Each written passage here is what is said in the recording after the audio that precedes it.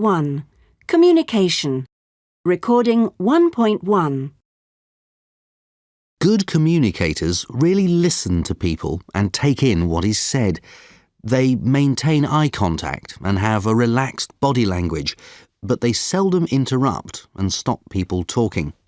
If they don't understand and want to clarify something, they wait for a suitable opportunity.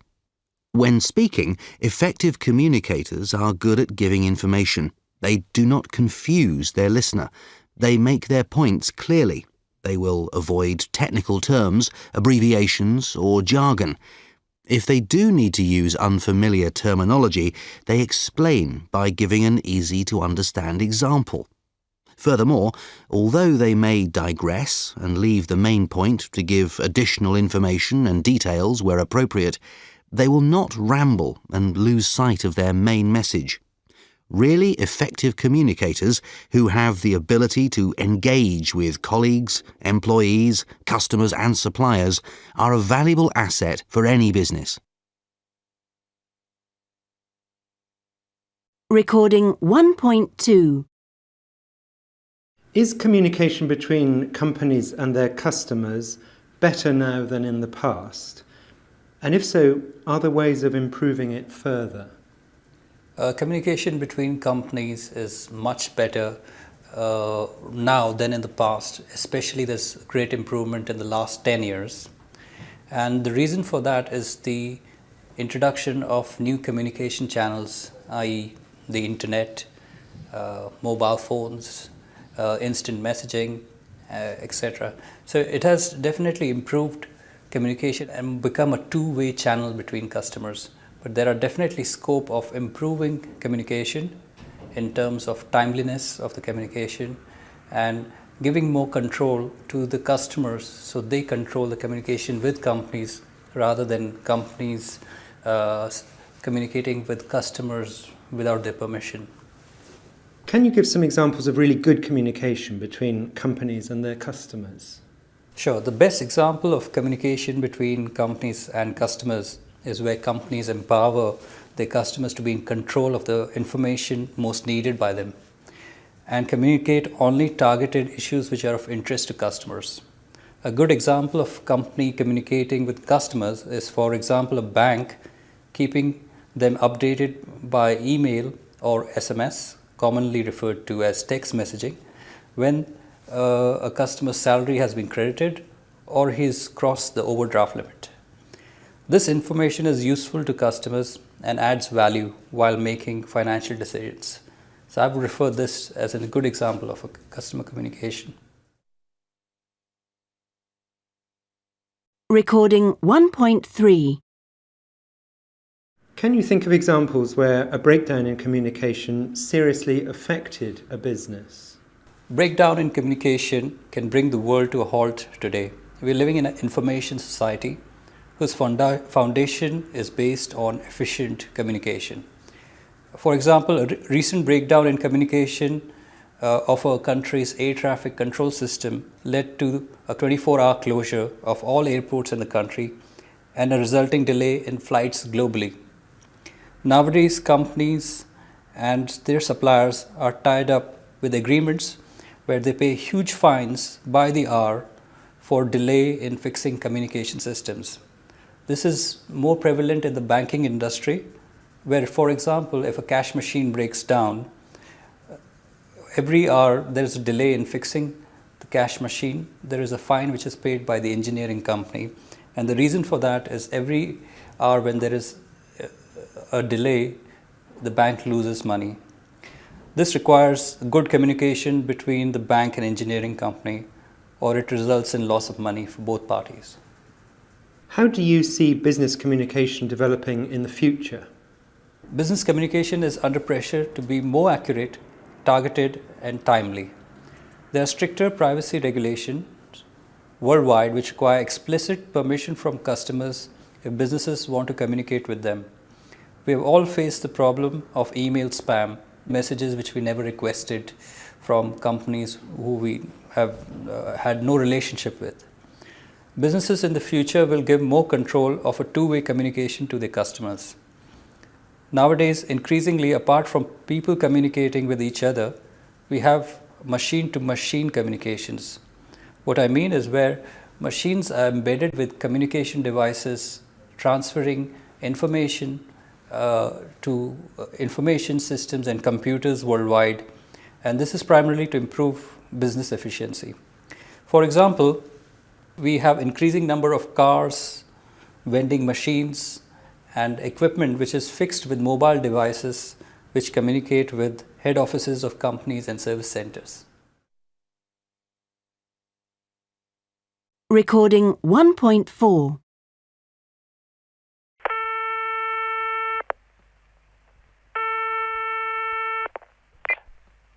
Yamashita Electronics, Koichi Sato speaking. Hello, Koichi. This is Bernard Kleberman. How are you? Very well, thank you. How can I help? We need some more sales literature. We're planning a big advertising campaign for your new laser printer, the HG902 model. And there's a lot of demand for your other products too, by the way. Good. Can you send some more brochures? 5,000 would be good, plus some updated price lists, the same amount. Also, we need point of sales literature, especially posters, and at least 200. Oh, yes, some of those pens and pencils with the company logo on. Also 50 or so of the bags that we give out at exhibitions. Okay, I don't know if I can remember all that. Can you... Good. Another thing you might like to know, we've managed to get a big new customer, Sealmeyer. Seal? I don't think I know the company. We're very excited about it. They're a big restaurant chain. They've placed an order for 18 of the new lasers. Please tell your boss, Mr. Fujiwara. He'll be very pleased, I'm sure. An order for 80 laser printers? Great. I'll let my boss know. He'll probably want to write to this company. Sealmon? Yes, please tell him to write to them. That'd be good PR. They're expanding very fast in Europe and they'll probably order some computers and fax machines from us as well. They're planning a big rollout here in the next 2 years. Tell him that. Yes, a big rollout, you say. Interesting. I'll tell him immediately. I'll need some details about the company and address and the right person to contact and... Sorry, Koichi, I can't hear you. It's an awful line. Anyway, nice talking to you. Speak to you soon.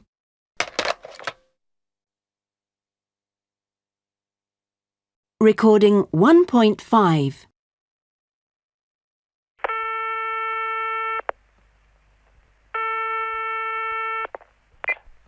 Yamashita Electronics, Koichi Sato speaking. Hello, Koichi. This is Bernard Kleberman. How are you? Very well, thank you. How can I help you? We need some sales literature.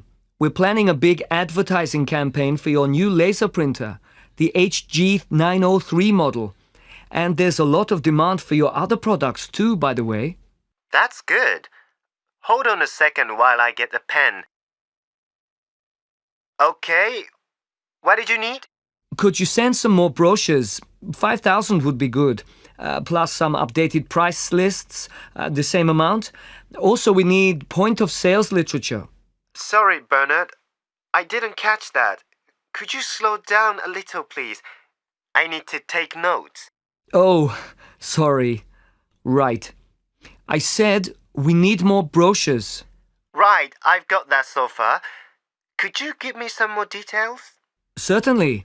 3,000 brochures for Switzerland, 1,000 for France, and 500 each for Spain and Italy. Also, we need point of sales literature, especially posters, at least 200, and oh yes, some of those pens and pencils with the company logo on, a couple of hundred. Also 50 or so of the bags we give out for exhibitions. Let me check that. 200 posters, pens and pencils, and 50 bags. Got it. Good. Another thing you might like to know, we've managed to get a big new customer, Sealmeyer. Seal... Sorry, could you spell that for me, please, Bernard? I don't think I know the company. Certainly. Seelmayer. Thank you. We're very excited about it. They're a big restaurant chain. They've placed an order for 18 of the new lasers. Please tell your boss, Mr. Fujiwara. Sorry, did you say 80 lasers? No, 18. 1-8. Right, I'll let my boss know. He'll probably want to write to this company to thank them. Yes, please tell him to write to them. It'd be good PR. They're expanding very fast in Europe, and they'll probably order some computers and fax machines as well. They're planning a big rollout here in the next few years. Tell him that. Sorry, I don't follow you. What does roll out mean? A rollout is when a company plans to expand throughout a country. It's a nationwide expansion, if you like. Ah, I see. I'll tell my boss, Mr. Fujiwara, immediately. But I need details about the company. Sorry, it's a bad line. Could you speak up, please? I can't hear you very well. Yes, the line's awful. What did you say? Could you email me the details? The address, the right person to contact, etc.? Sorry, I still can't hear you. I'll call you back. Maybe the line will be better.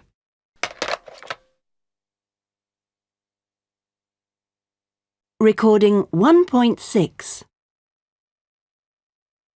They want us to form new teams with staff we don't know and have never met before. They say we'll be more productive, but they don't tell us why. It's a stupid idea, this reorganization. What's the point? Another thing, the management want our admin staff to look after customers better. They tell staff, be more proactive, ring customers up more regularly, find out if they have any problems, establish a real relationship with them. That's fine, but the staff expect more money for more work, and the management have kept quiet about that. No one trusts the management anymore. Last month, a director asked me to go abroad to try to hook a potential customer. It was urgent, he said. Drop everything. I called our admin staff, she was called Helen, and asked her to tell a couple of big customers that I wouldn't be back until the following week. She didn't do it. One of the customers got really angry and cancelled his subscription. I reckon we lost €500,000 on that one. I had a go at Helen. All she said was, I forgot. I was just too busy. What could I say? Another point, why do I now have to write a report every 2 weeks saying what I've been doing and what we've achieved? It's sent to all the top management, but I never get any feedback from them. If you ask me, no one reads the reports. It's just a bit of red tape. Customers constantly complain I don't explain their medical schemes correctly, and they get upset when they find out that the treatment's not covered by our contract. I think I'm a good communicator. I'm very persuasive. I explain the main points in the contract and then let them go away and think it over. But the trouble is, we have so many different kinds of schemes tailored to every private customer's needs, and the policies are always being revised. I do my best, but the customer only hears what they want to hear, you know what I mean? We need 3 basic medical schemes. Keep it simple, that's what I say. It was a big mistake to move to these new premises outside the city. The administrative staff are in one building, and all the other departments are in another, over a kilometre away. That's too far. A lot of internal post never arrives, or it goes to the wrong department, or is late. And that costs us money, because we don't deal with customer complaints quickly enough. I'm not happy at all. It looks as if we're going to lose flexi time. The unions are against it, but the management insist it's stopping us providing a good service for our customers. I don't understand it. I have to take the kids to school, like lots of other people in our department. What am I going to do now if I have to work normal hours? Recording 1.7. I've just been talking to one of the new directors, Jean Rankin. She's our new HR director. She thinks we should recruit a communication director, create a new post. Oh. She reckons we could get a top person for about €150,000 per annum, plus the usual benefits, stock options and the like. We could offer a total package of, say, €200,000. I like the idea. I think Jean will really sort things out for us, Chris. What do you think? I don't know. I thought we were trying to save money these days. Anyway, communication directors can be a pain in the neck. They're more trouble than they're worth. They interfere in everyone's business. And they want to change everything to justify their fat salary. They start with the logo and the notepaper, and before you know it, they're costing the company a fortune. I know a bit about Jean Rankin, and I reckon she's an empire builder. She just wants someone to boss around. No, this isn't the time to be adding new management. Unit 2, International Marketing. Recording 2.1. How can a company prepare itself to market its goods or services internationally? Once having made the decision to market a company's goods internationally, there are a series of stages or steps which most marketing companies would approach it. Firstly, they'd look very carefully at the marketplace itself and whether it really is an attractive marketplace or not. And by that means, does the market play to your strengths?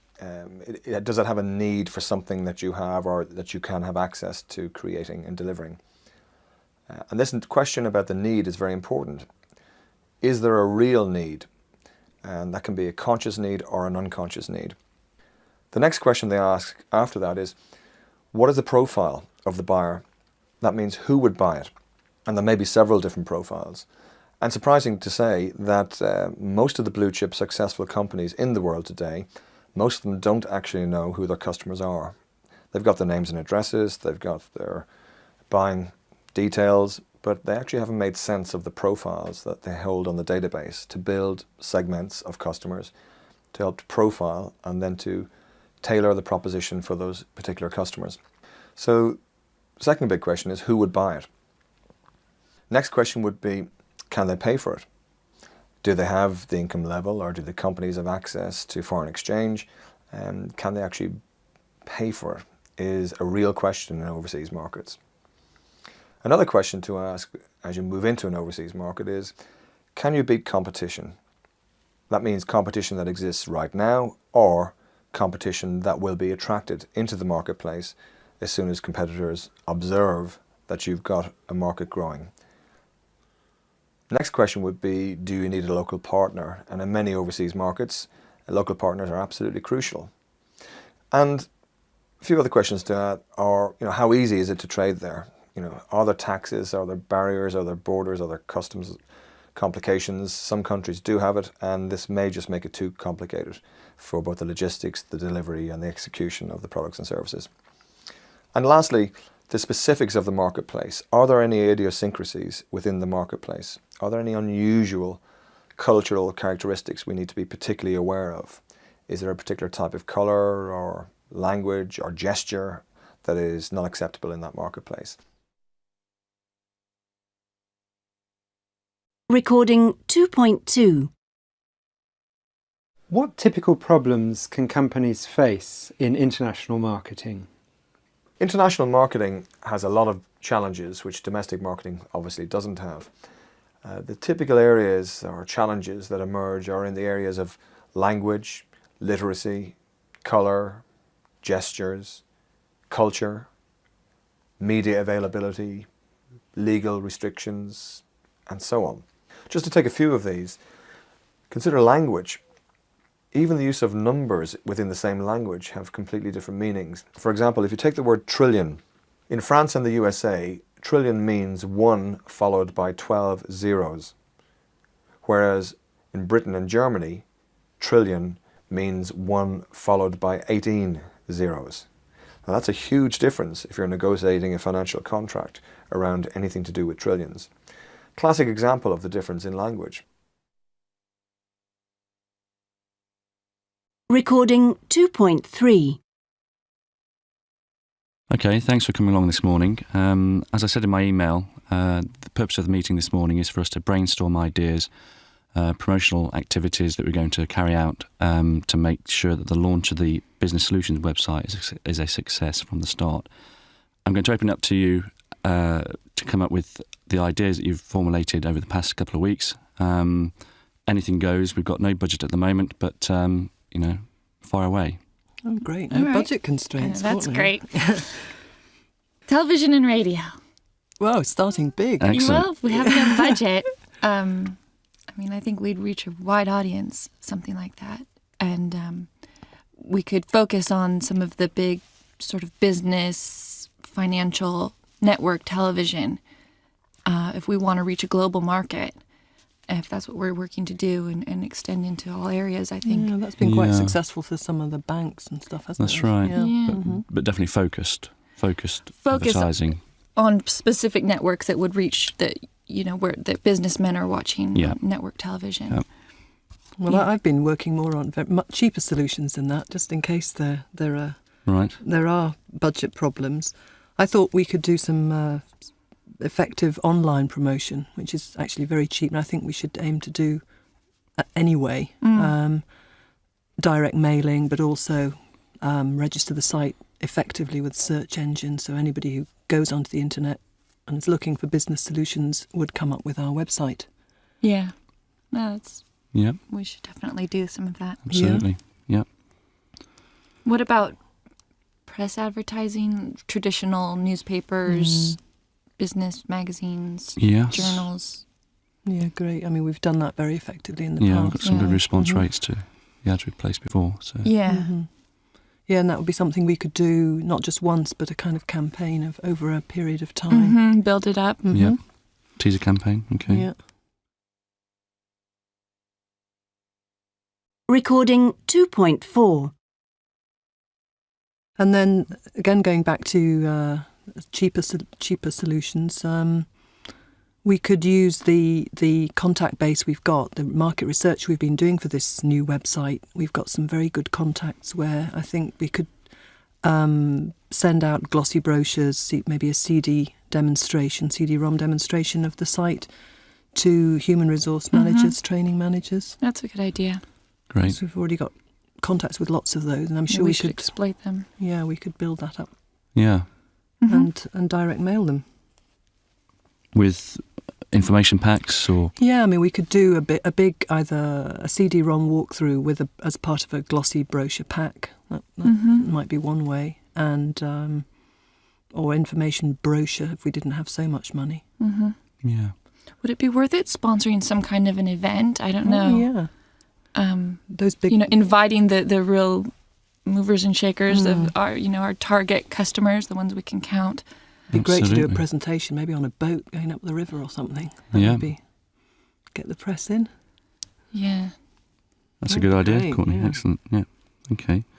What other areas of press advertising could we do you think? We've done billboard advertising before, but... Billboards, what about that? I don't know. I hadn't thought of that for this. Yeah. I don't know what the costs are related to that. I think we'd have to look at that. Underground, airports. Yep. Maybe some of that. Okay. Well, I'm going to wrap the meeting up now. We've come up with some really good ideas. We've got TV, radio advertising. Obviously, that's going to be dependent on the budget we're actually set at the end of the day. Online promotion, which is cheaper, but obviously we've got to certainly have some degree of online promotion. Press advertising, business journals, billboards, maybe, depending on the budget again. The contacts with the human resources departments, definitely. That's an area that we've really got to explore. And certainly a sponsorship of a major event to tie into the launch would be a great idea. Okay, so when will we meet next? I think we're scheduled for 3 weeks' time. Yeah, that's right. By which time we'll have more of an idea of the sort of budget that we'll be working with. Okay. Should we cost some of these things and see? Yeah. So that I've got some research I can look at. Yeah. Okay. Pull out. Right, we'll bring that to the next meeting. Great. Then. Great. Okay. Okay, thanks. Recording 2.5. Good morning, Mr. Gonzalez. Good morning. It's been a very good year for your company, hasn't it? Yes, an excellent performance. Our turnover was over 150 million euros, up 15%, and our gross profit round about 18.5 million. Very satisfying. And of course, our main product, Thumo, has done exceptionally well. Yes, it's certainly been a winner in Europe. How about the rest of the world? Any plans? Yes, of course. We would like to build on our success in Europe and market the brand internationally. Obviously, Spanish-speaking countries would be good markets to break into, like Argentina, Mexico. They would provide the base for us to develop a global brand. At present, you market Thumo as a Spanish drink. It's got a strong Spanish image. Would you need to adapt the product for the global market? Well, we haven't decided yet, but obviously it's got to have a wide international appeal. Also, of course, as Thumo is almost unknown outside Europe, a marketing campaign would have to raise awareness of the Thumo brand. So it would have to be a very imaginative campaign with a standardized advertising theme. Interesting. Tell us a little about the competition. Who are your competitors? Well, Coca-Cola, Pepsi, Heinz. They're all trying to take the market share from us, but we have a big advantage. Yes? Thumo's got a secret ingredient called herbora. It's made from the roots of rare African plants, and it gives the drink its unique taste. Really? Herbora's the key to Thumo's popularity and its thirst-quenching ability. But Thumo has other qualities. People's bodies can absorb Thumo faster than water and other soft drinks. Scientific studies have proved that. And it contains things like caffeine, a small amount, loads of vitamins, and glucose. Thanks very much, Senor Gonzalez, for giving up your time to talk to us today. Unit 3. Building Relationships. Recording 3.1. Ward, what are the key factors in building good business relationships? I believe that relationships, business or otherwise, are about trust. And in order to gain trust, you must be honest. You must be transparent, clear. Don't promise what you can't deliver. There is nothing worse in a relationship than being let down. It is also about being clear, being explicit. People present their products in brochures, pamphlets, flyers, email, videos. All of those media, they're all very effective, but it must be clear. The customer must understand very quickly what you are selling, what price you're selling at.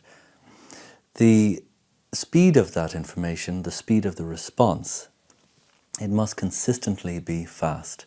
The restless customer of the 21st century does not have time on his or her hands, and there are a million other providers all ready and eager to sell to that customer.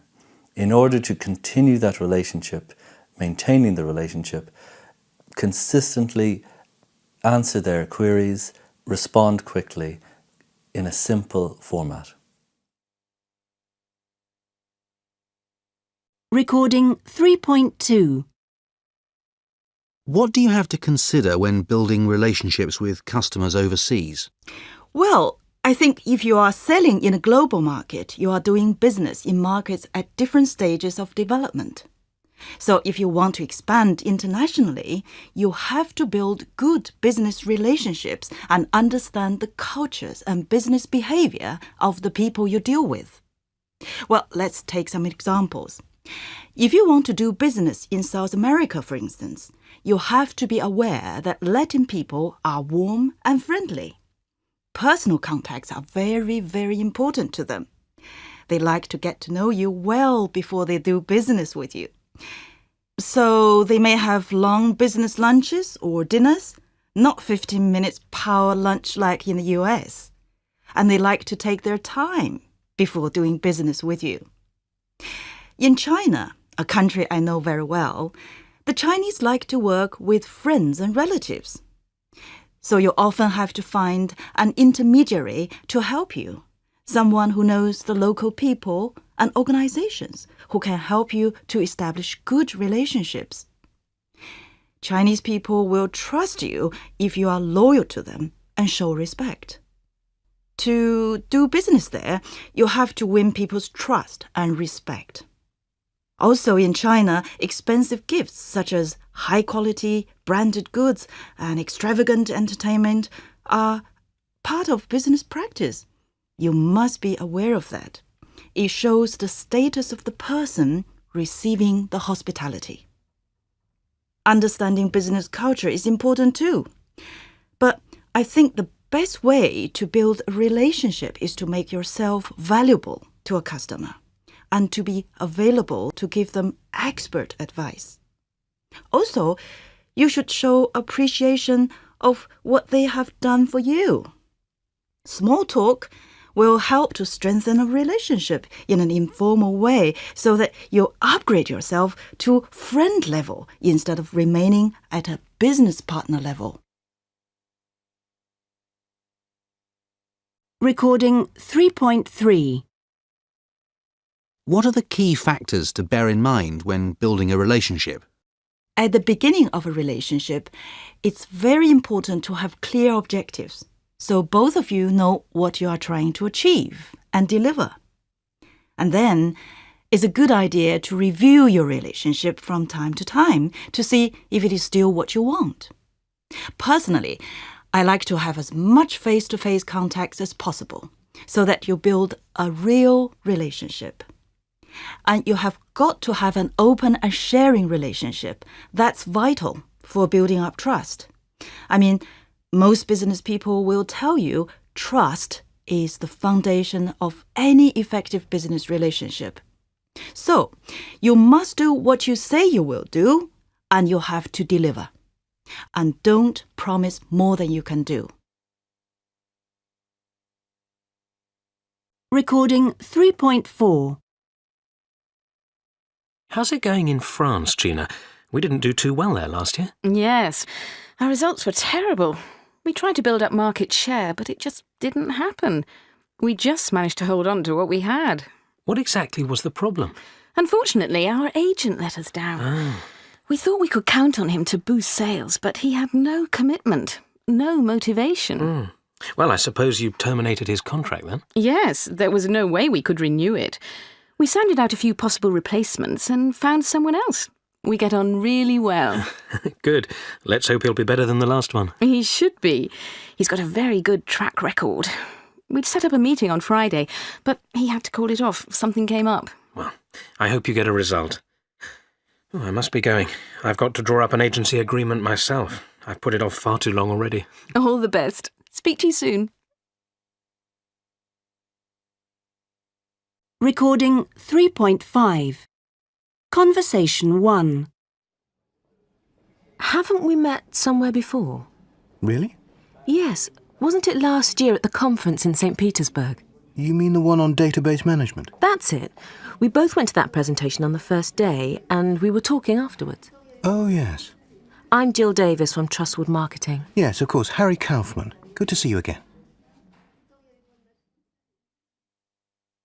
Conversation 2. So you work for Delta Systems. Do you know Henry Willis? I've been trying to get hold of him. No, I don't think I do. He's a designer with you. Where's he based? Well, he was in Seattle the last time we were in touch. Oh, that division's been restructured. Maybe he moved on. You could try to track him down through our New York office. OK, thanks. I'll do that. Conversation 3. Excuse me, are you Gabriella Dietz? Yes, I am. I'm Tim Ross. I was given your name by John Stewart. Oh, right. He said you'd be a good person to talk to about Italy. We're trying to find an agent there. Well, yes, I should be able to help. Look, I have to go right now. Here's my card, though. Why don't you give me a call at the office next week? Oh, and say hello to John for me. Conversation 4. I see you're with UGC. That's right. Are you on the sales or product development side of things? Sales. I'm responsible for our new range of kitchen systems. Oh, really? How's the response been to your new publicity campaign? Pretty good. It generated a lot of interest and orders are starting to come in. Do you do much business outside Europe? It's early days, but we're beginning to get inquiries from Latin America and Asia. We've been working with some very good people in Singapore. Maybe we could help you out there. Ah, now that's a market we're definitely interested in.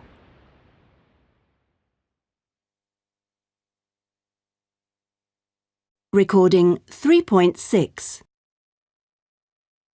Hello, my name is Valentin Perez. I'm a friend of Silvana Del Monte. Oh, yes. I hope you don't mind me phoning. Silvana said it would probably be okay. Is it a convenient time to ring, or could I call you back at a better time? No, it's okay. I'm not busy at the moment.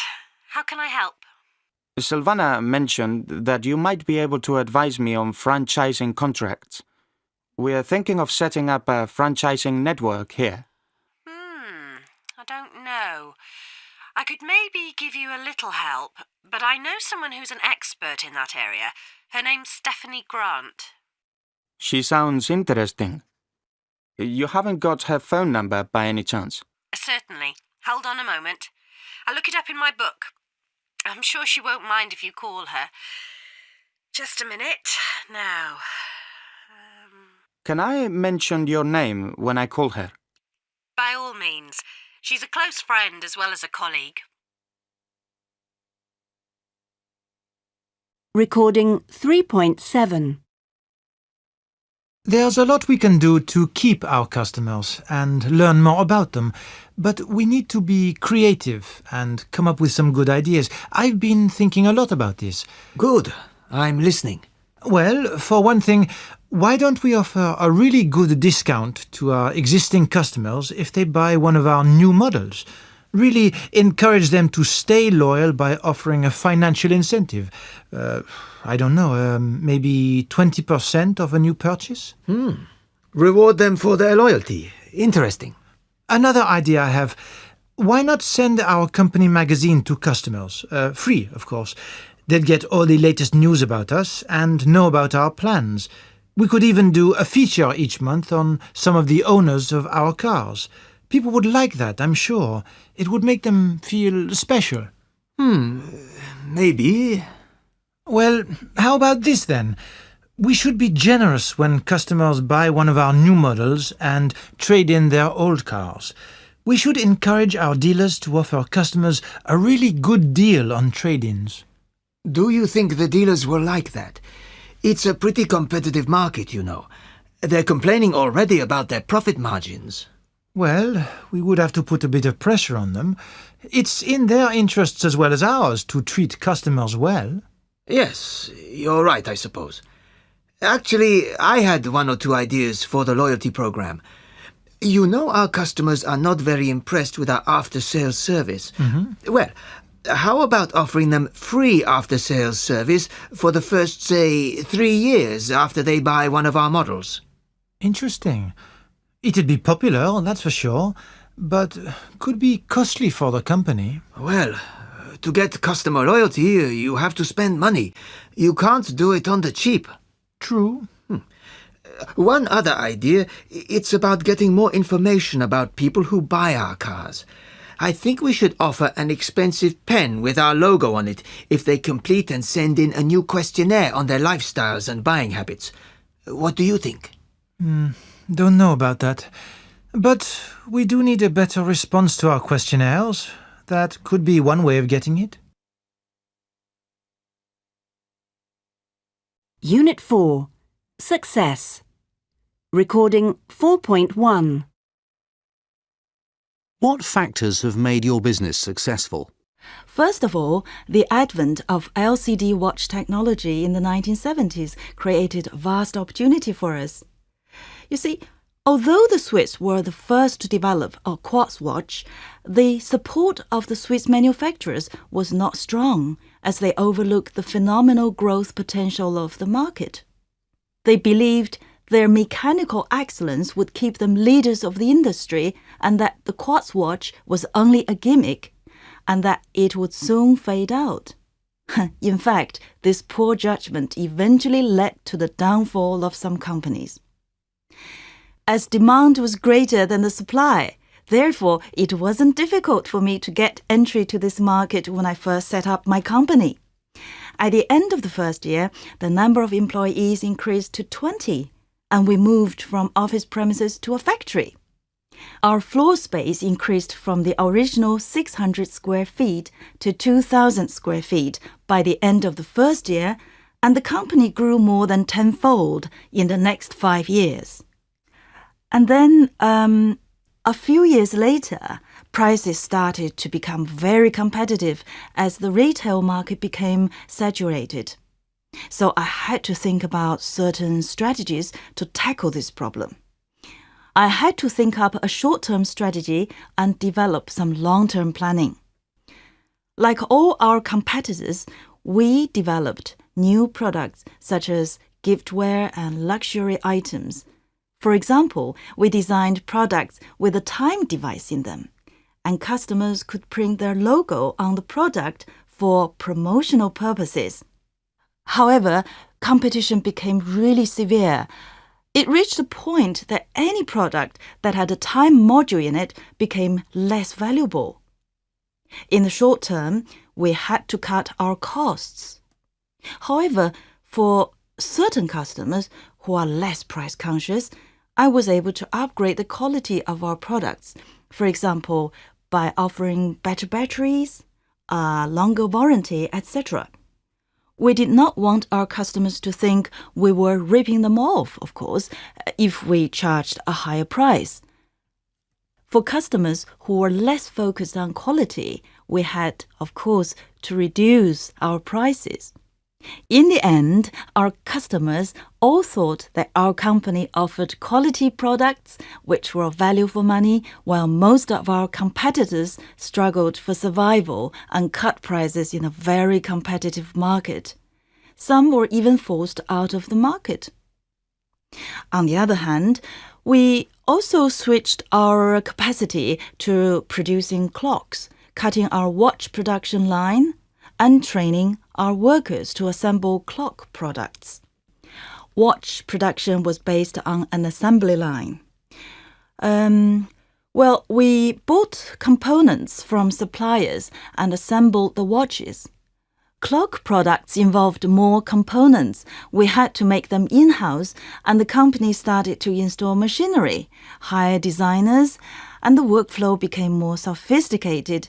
And today, we have become one of the best-known manufacturers in the world, with ISO 9001 certification.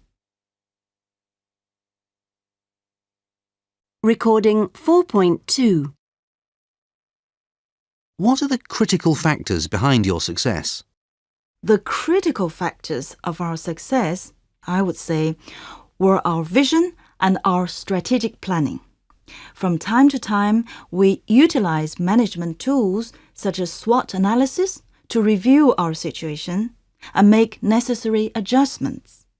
Furthermore, we have made use of the internet to promote our products. For example, we used an e-catalog to start with, and lately we have developed a customer relationship management system. If I was asked what advice I would give to people looking for success in business, I would say to people, be well prepared, seize an opportunity once it emerges, and finally, stay open-minded, as business can be developed by individuals, alliances, partnerships, and joint ventures. Recording 4.3. 1. Could you go over that again, please? Why can't you deliver by the end of May? 2. Let me make a suggestion. Why don't you hire an outside haulage firm to deliver the cars to us? 3. We want all the vehicles to be painted in our company colours, green and black. 4. I'm not sure I follow you. Do you mean that the discount is reduced if we want them all green and black? 5. I've got a question for you now. Are you willing to consider payment by instalments? 6. OK, we agree then. The colours will be green and black, but the discount will only be 10%. However, you'll let us pay in 2 instalments. 7. Could you clarify one point for me? It's about the length of the warranty. 8. We'll give you a 5-year warranty if you want, but you'll have to pay a little extra for that, I'm afraid. Recording 4.4. Let me ask you about Camden now, Bill. Do you think they'll beat Real Madrid and get into the semi-finals of the Champions League? Frankly, I can't see it happening.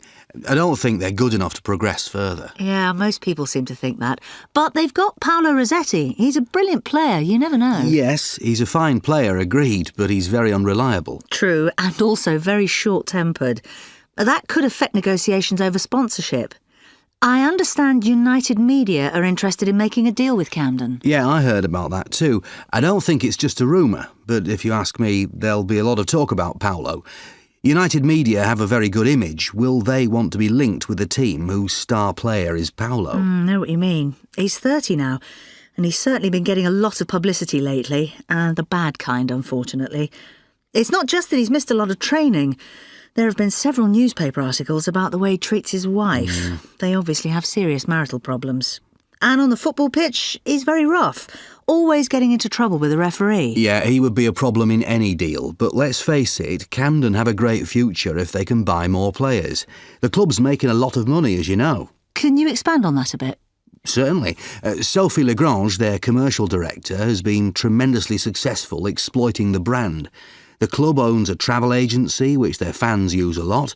Their hospitality facilities are very popular with business people. Companies pay a lot of money to entertain clients in the boxes. Camden have a joint venture with an insurance company, and they run training courses on leadership in their conference rooms. They've got a finger in a lot of pies. Very impressive. Sophie Lagrange seems really on the ball. She is. She's done a lot to increase their turnover and profits. The club's very secure financially, and they'll make even more money soon because TV rights will be renegotiated and Camden will get a share of the income. Also, of course, there's the sponsorship deal if they can pull it off. Things look pretty good for them. I'd say so. They'll be in a strong position when they negotiate with United Media. They should be able to strike a good deal. Who knows? In a few years' time, they could be the new Manchester United. Recording 4.5.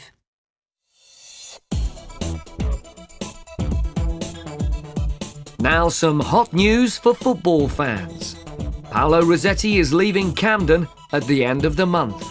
Rossetti's agent Sam Wimster has confirmed that Rossetti will be joining a Spanish club for a transfer fee of €5 million. Wimster refused to name the club, but most experts believe it could be Real Madrid, and that Rossetti will be offered a contract for 2 years. This is a blow for Camden. The club was confident that Rossetti would renew his contract with them. Although he has had problems and received a great deal of negative publicity, he is a superb player. Without him, Camden has no chance of reaching the semi-final stage of the European Cup.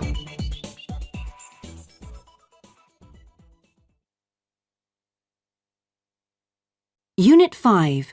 Job Satisfaction. Recording 5.1. A recent survey rated Procter & Gamble as one of the best workplaces in the UK. How does the company create job satisfaction among its staff?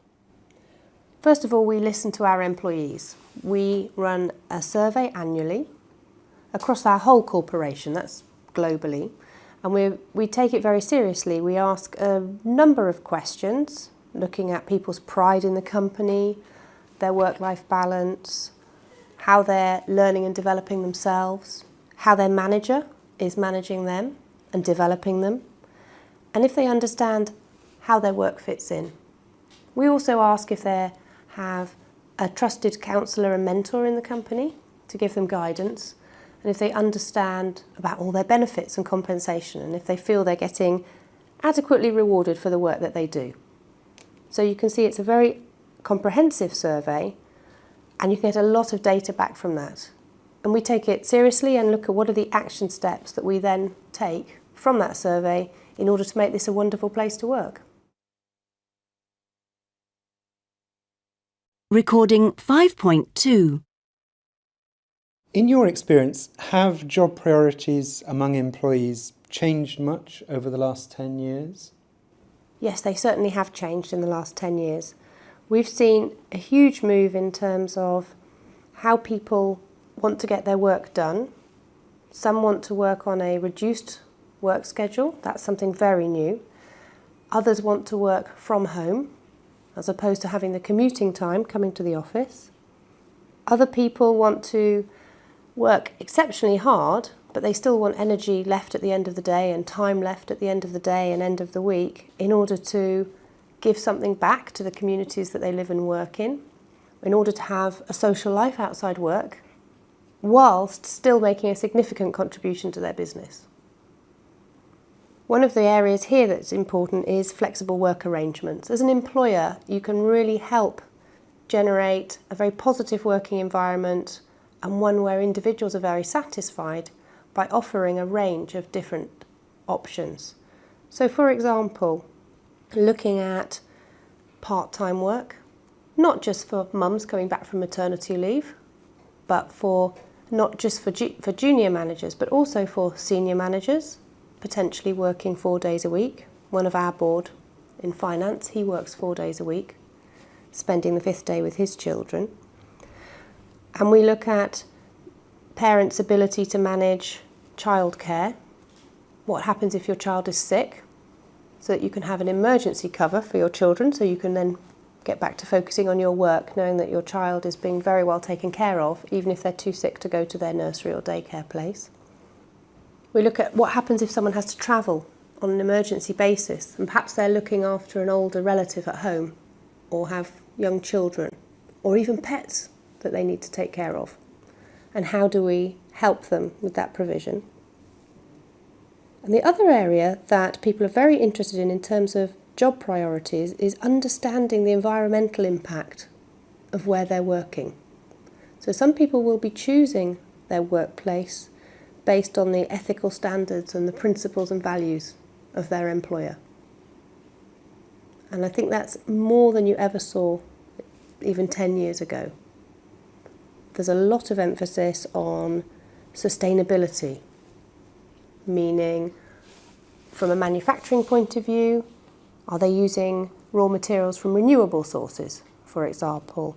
Or in an office environment, is there significant recycling of waste materials happening? We've recently introduced a car share scheme here at the office so that we're not having as much emissions and as much traffic for the local area, because it's very busy here and it impacts everybody coming to the office because the traffic is so bad in the mornings. Recording 5.3. Conversation 1.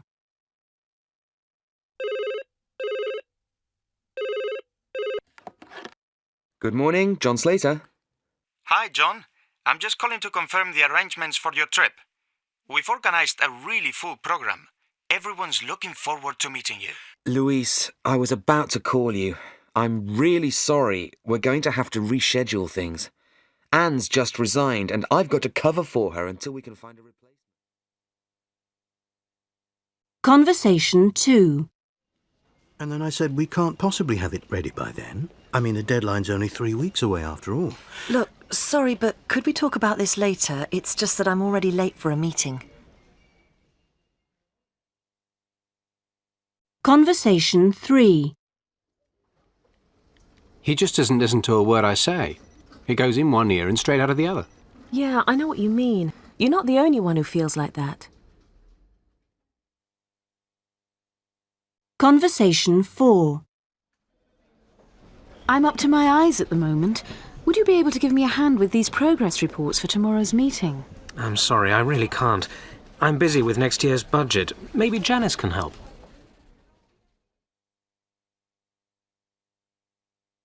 Recording 5.4. Well, Claudia, thank you very much for coming to see me. What exactly is the problem in the general office? Well, it's a bit difficult to say, to explain, but one of the problems, the main problem, seems to be that Derek is, we think... I'm speaking on behalf of the part-timers. Mm-hmm. Well, we think Derek is giving too many hours to Petra. I see. And, well, this makes the rest of the part-timers feel, well, between irritated and angry, really. Right. And it's now become very obvious, I have to say. And is it affecting the work of the department, would you say? Oh, well, I don't know about that, but it does mean that, if she has so many hours, one wonders how well she can do the work on a part-time basis. But also it means that there are one or two of us who would quite like the extra hours and don't get a chance, or haven't been given a chance. Mm-hmm. Well, that's obviously unfair. Although it's work we could do equally well, we're sure. It's nothing personal, nothing against either Derek or Petra, but we would like a bit more openness, a bit more transparency about what's going on. Right. So this is obviously a situation that we'll have to deal with.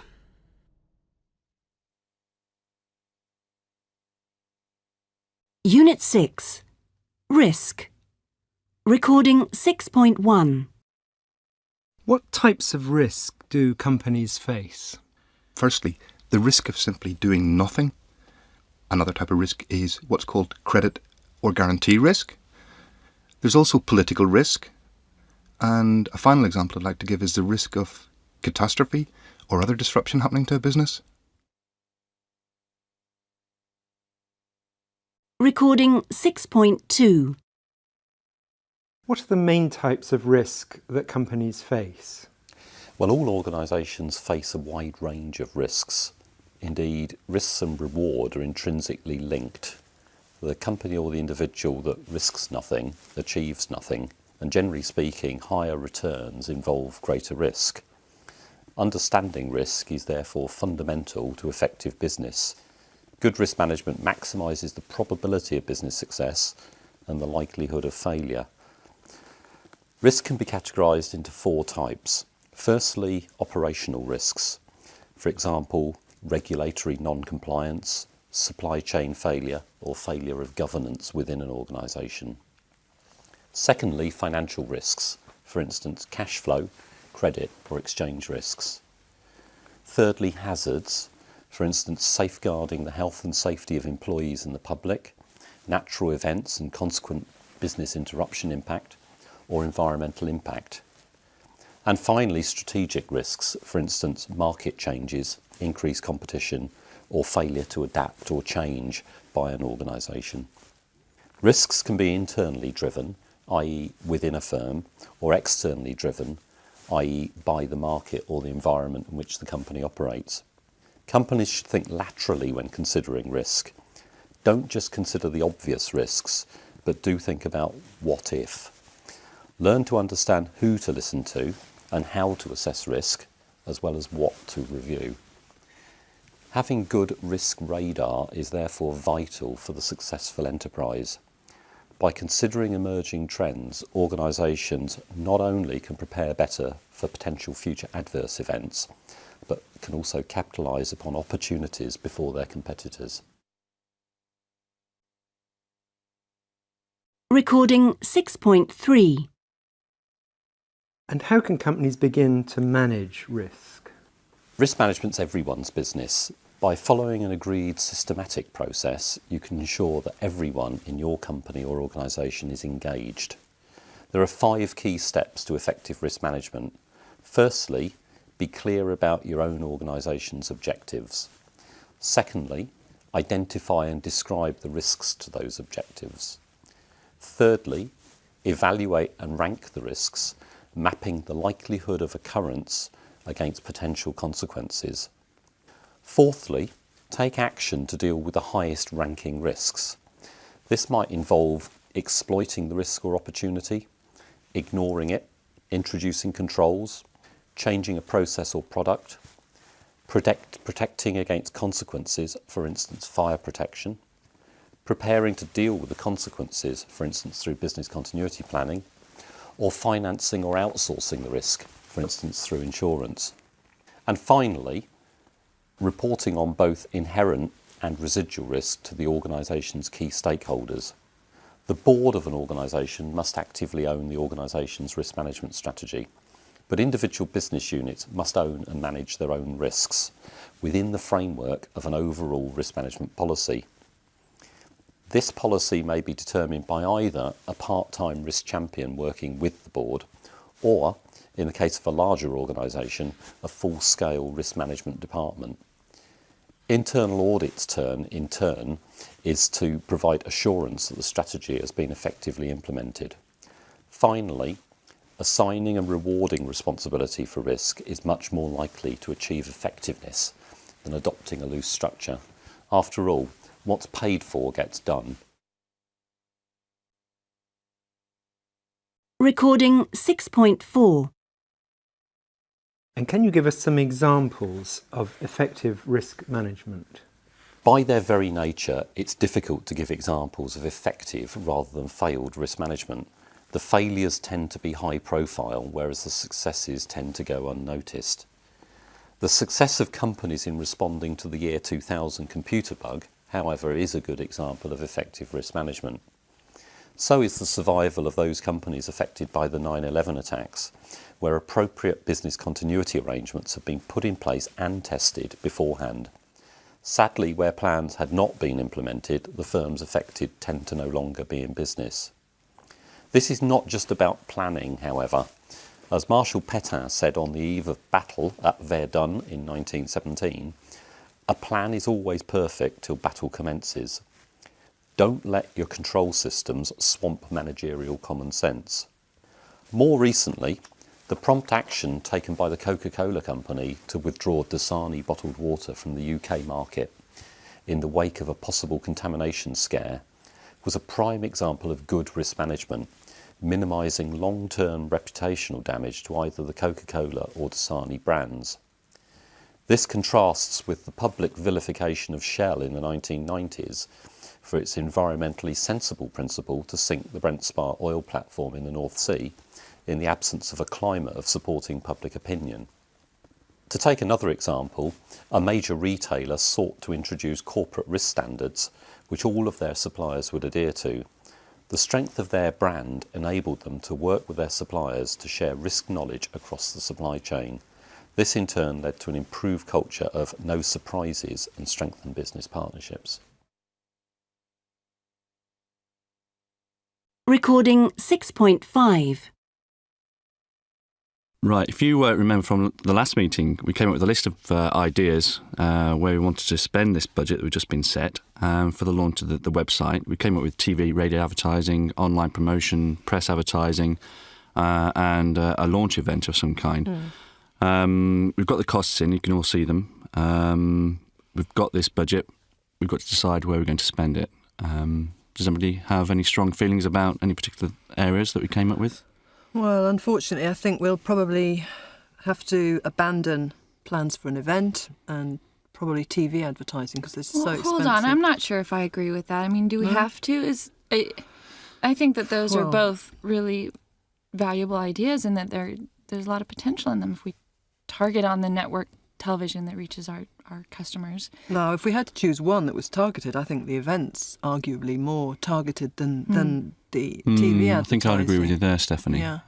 But they're just both so expensive if we look at the costs. Yeah, I don't think... Is this the final budget? It is the final budget. I don't think we can get any more money allocated to this budget. But I certainly think that there's not enough money there to do both. The TV advertising and the sponsorship, the launch event. Well, I would say I don't even think there's enough money to do effective TV advertising. I mean, we don't really have any positive experience or much experience with television advertising ourselves, although other companies have done it effectively. So I would say it's really risky to put so much money into that one.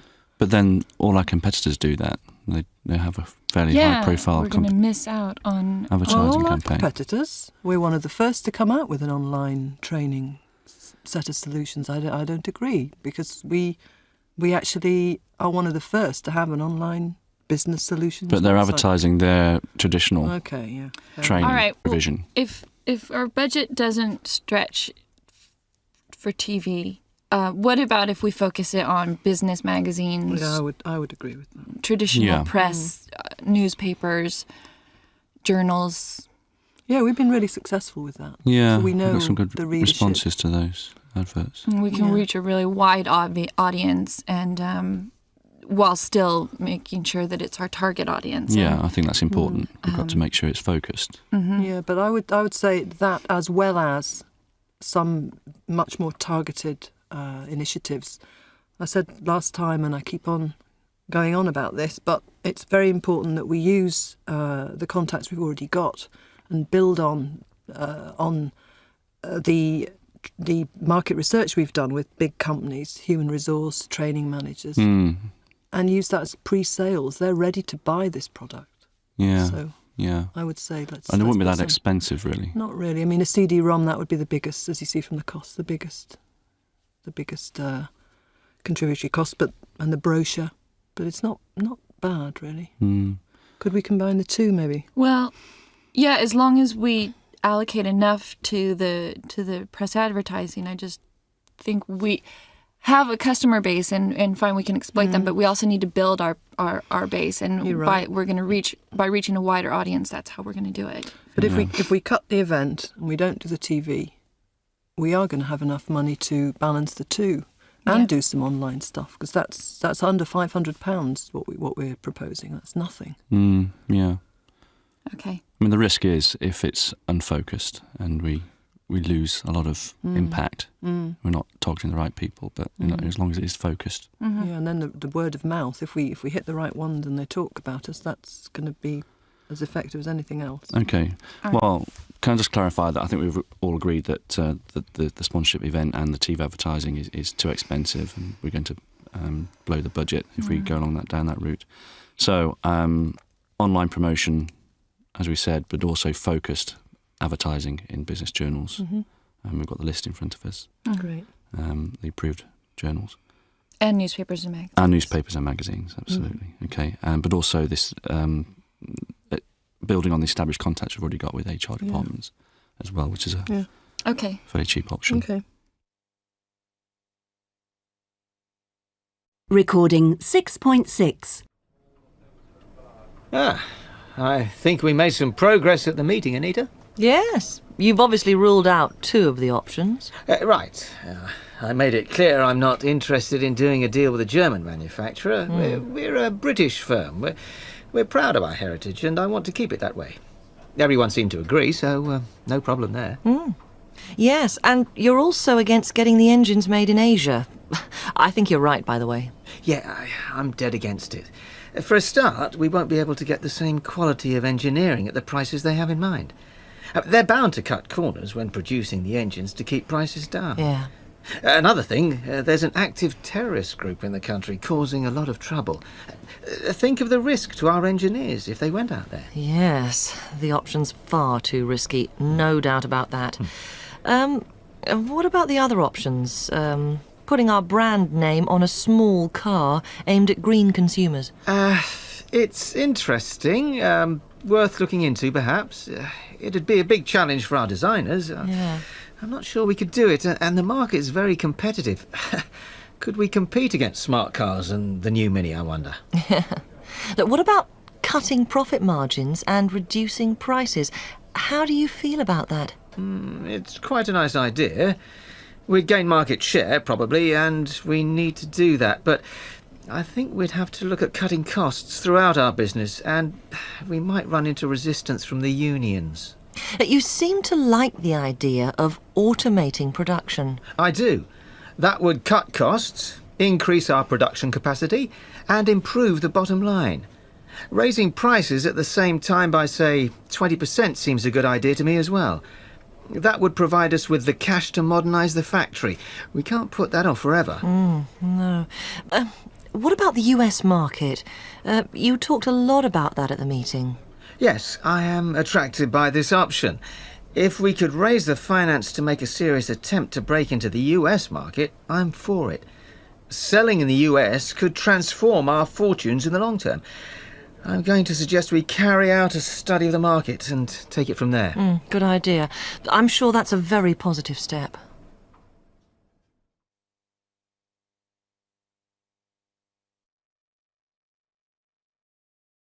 New Upper Intermediate Market Leader. Coursebook. CD2. Unit 7. E-commerce. Recording 7.1. Would you describe how Dell's online business model works? Dell's online business model really is centered around the customer. So, as most people are aware of by now, Dell's business model is one in which we have direct relationships with our customers. So we don't sell through the channel or through distributors in any way. We have a one-to-one direct relationship with our customer set. And our online strategy, and therefore our online tool set, really reflects that strategy. So we offer information to our customers that they tell us they need in order to make a purchasing decision or in order to further research the technology that they're considering.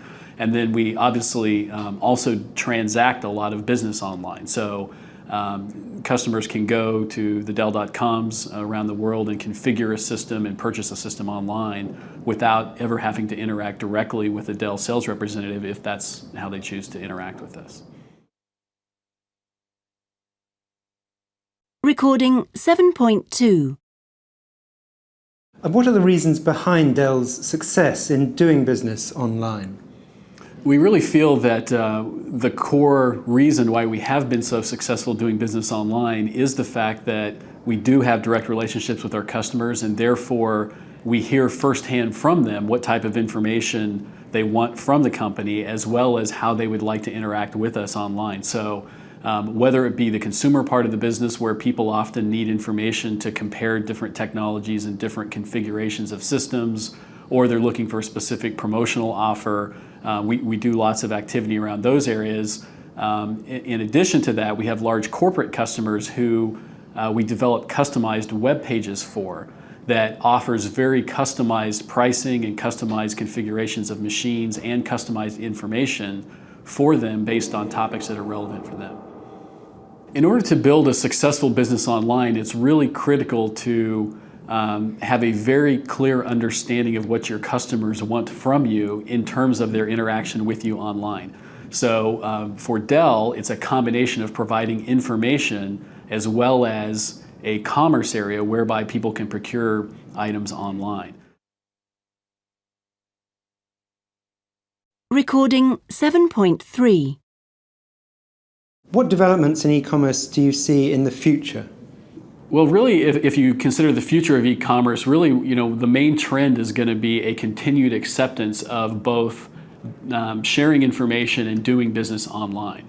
As people, whether they be home users or large corporations or public institutions, get more comfortable with transacting business online, both from a security point of view as well as from the point of view of being able to shop around and see the product online through 3D tools, etc., really the adoption of online technology is just going to continue to explode in the future. Recording 7.4. Okay, let's get started. Good morning, everyone, and thanks for coming. For those of you who don't know me, my name's Roger Maris, and I'm the head of business development at Smarter Work. Perhaps I should start off by asking how many people here have heard about Smarter Work. Can you just raise your hands? Okay. And of you people who have heard of it, how many of you have used the site? Thank you. This morning, I'm going to talk to you about Smarter Work. I'm going to begin by giving you an overview of Smarter Work, then I'll go on to tell you about our two types of users, and finally, I'll explain how it all works. Feel free to ask any questions you like as we go along. Okay. What is Smarter Work? Well, I think Internet Magazine were able to sum up what we do very well. They said, Smarter Work does an excellent job of matching freelance professionals to organizations looking for particular skills. For example, finding someone who can translate your instruction manuals into a foreign language. We've been around for 14 months. We have 60,000 users of the site, which means that we have people who have come to the site, have registered, and are using the site on what we call a regular basis. There are 90 people in our company, and I think that's interesting because I think people have an impression of online companies that it's just a site and there's no one behind it. Smarter Work is very much the leader within the UK and now Europe in providing business services online. We've built a platform that will allow small companies to come onto the internet, post their requirements, and then meet an approved supplier to do that work in a sort of quality-controlled environment. Okay, I'll now move on to tell you about our two types of users. We have clients on one side and suppliers on the other. Our clients are typically small businesses like yourselves. Our suppliers have all been pre-screened. What that means is that if they want to work through the Smarter Work platform, they have to prove their ability. All our suppliers have quality ratings, which have been given to them by other clients, again, like yourselves. Now, these suppliers could be in any part of the world, so it means that businesses like yourselves in the south of London can work with suppliers in India based on a quality rating. The great thing about the internet is that it's a community bringing together clients and suppliers from all over the world.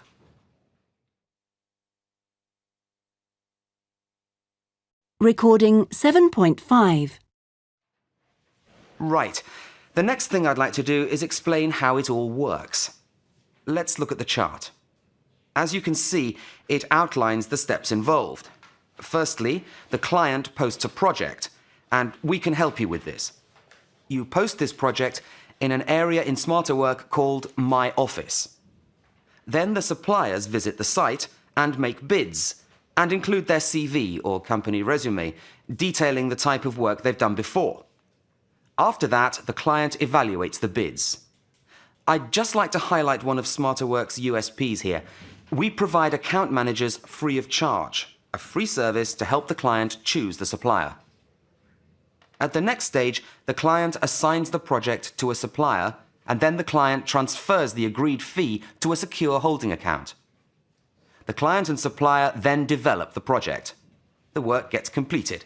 The client is happy. Finally, the client signs off the work and the money is paid to the supplier. And that's where Smarter Work makes their money. We take a commission.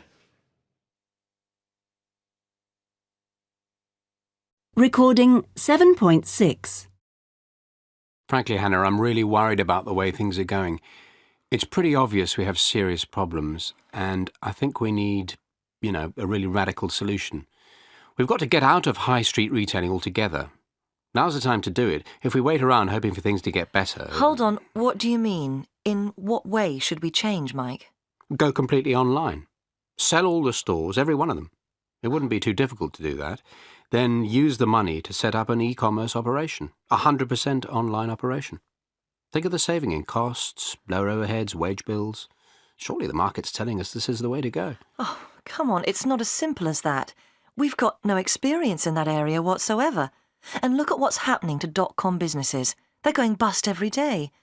I think they're just a fad and people will soon come to their senses. They're not the answer, believe me. OK, so what is the answer? We've got to do something, that's for sure. I'm not against online selling, Mike, but it won't solve our problems. We've got good products and a loyal customer base.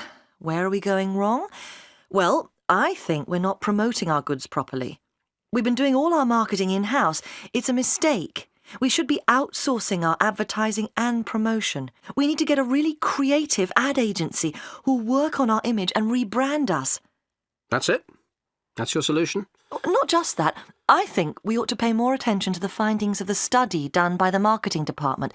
Another thing, why not get a consultant to look at our product range? Have we got it right? Do we need new products and services? Do we need to target different segments of the market? But we must stay in the high street. That's the business we know. I can't agree. Our profits are falling, costs are increasing. Most of our customers are over 40. We're not bringing in the younger ones at all. We can't stay as we are. It's just not an option. Look at our share price. It's half what it was a few years ago. Unit 8. Team Building. Recording 8.1. Why is team building important in an organisation? If you want to be successful in business, everyone in the organisation must work together to increase revenue, maximize profits, and keep costs down. You can only do that if everyone is focusing on the main objectives of your organization. How can you build effective teams in a business? There are many things that contribute to effective team building. Let me mention 3 key points. Firstly, it's important to have in your organization a corporate culture that encourages teamwork. That means the management recognize the value of teamwork and reward it as much as they do individual contributions to the company. The management will emphasize the value of teamwork at all times so that it becomes a core value of the business. The pay, bonuses, reward system will all be linked as much to team performance as to individual achievements. Secondly, a team can only be effective if the members understand what is expected of them. Each person must have a clear idea of what their objectives are and how these relate to the overall objectives of the company. And finally, members of a team must feel that their contribution to the organization is recognized and valued by the management. Therefore, team members must receive feedback regularly on their performance. Recording 8.2. In the United States, who has influenced ideas about team building? Well, most people will probably say Vince Lombardi. He was coach of the Green Bay Packers, highly successful American football team in the 1960s. He's an iconic figure in our sporting history. People giving seminars on team building these days often mention his ideas. Interesting.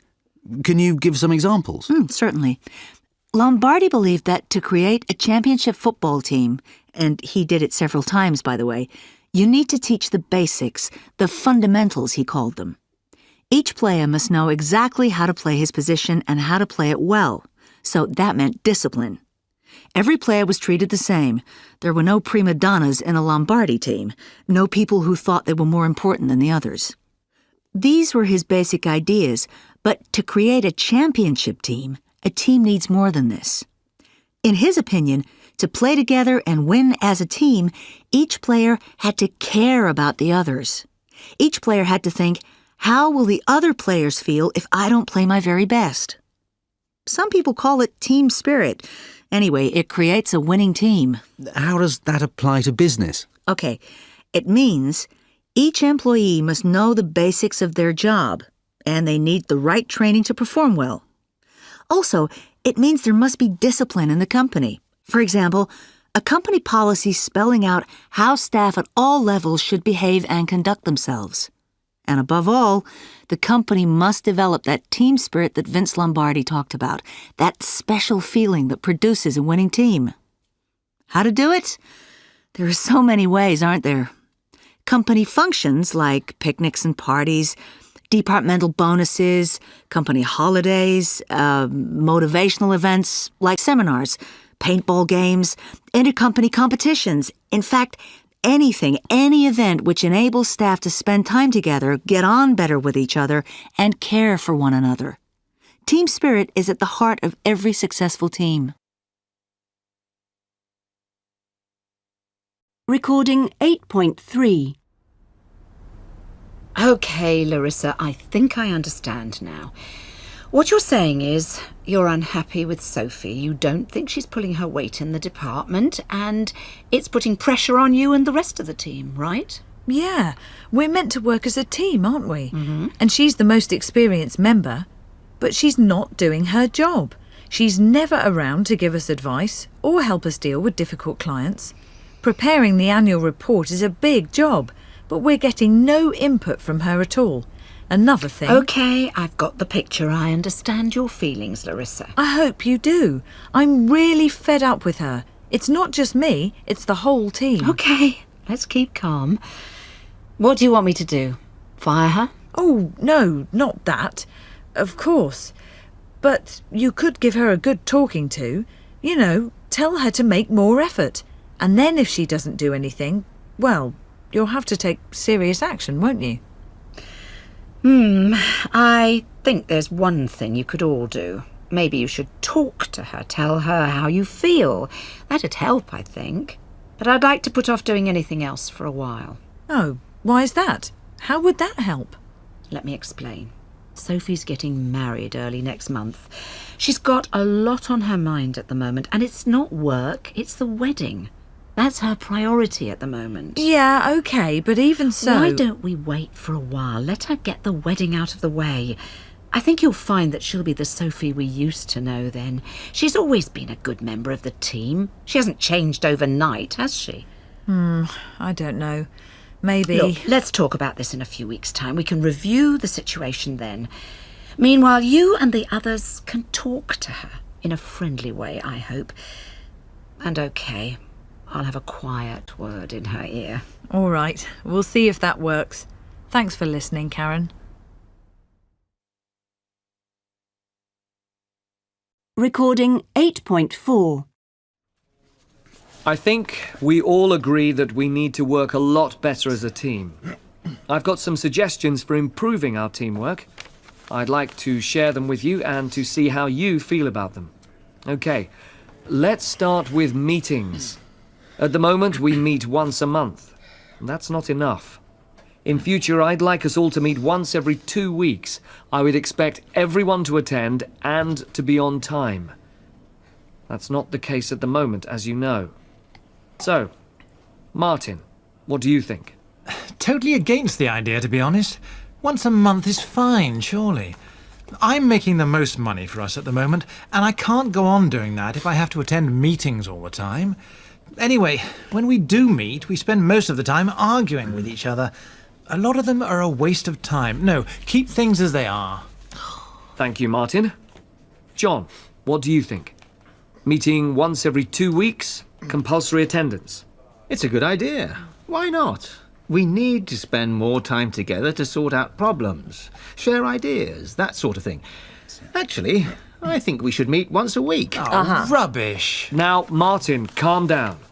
You've had your say, and nothing's been decided yet. But thanks, John, for backing me up on this one. Eliana, how do you feel about this? I'll go along with whatever you say. It really won't affect me much. My main problem, as you well know, is I want to move from data projectors. I'd like to sell plasma screens. They're in great demand at the moment. That's why Martin tops our sales. It's not difficult to be the best when you have the best products to sell.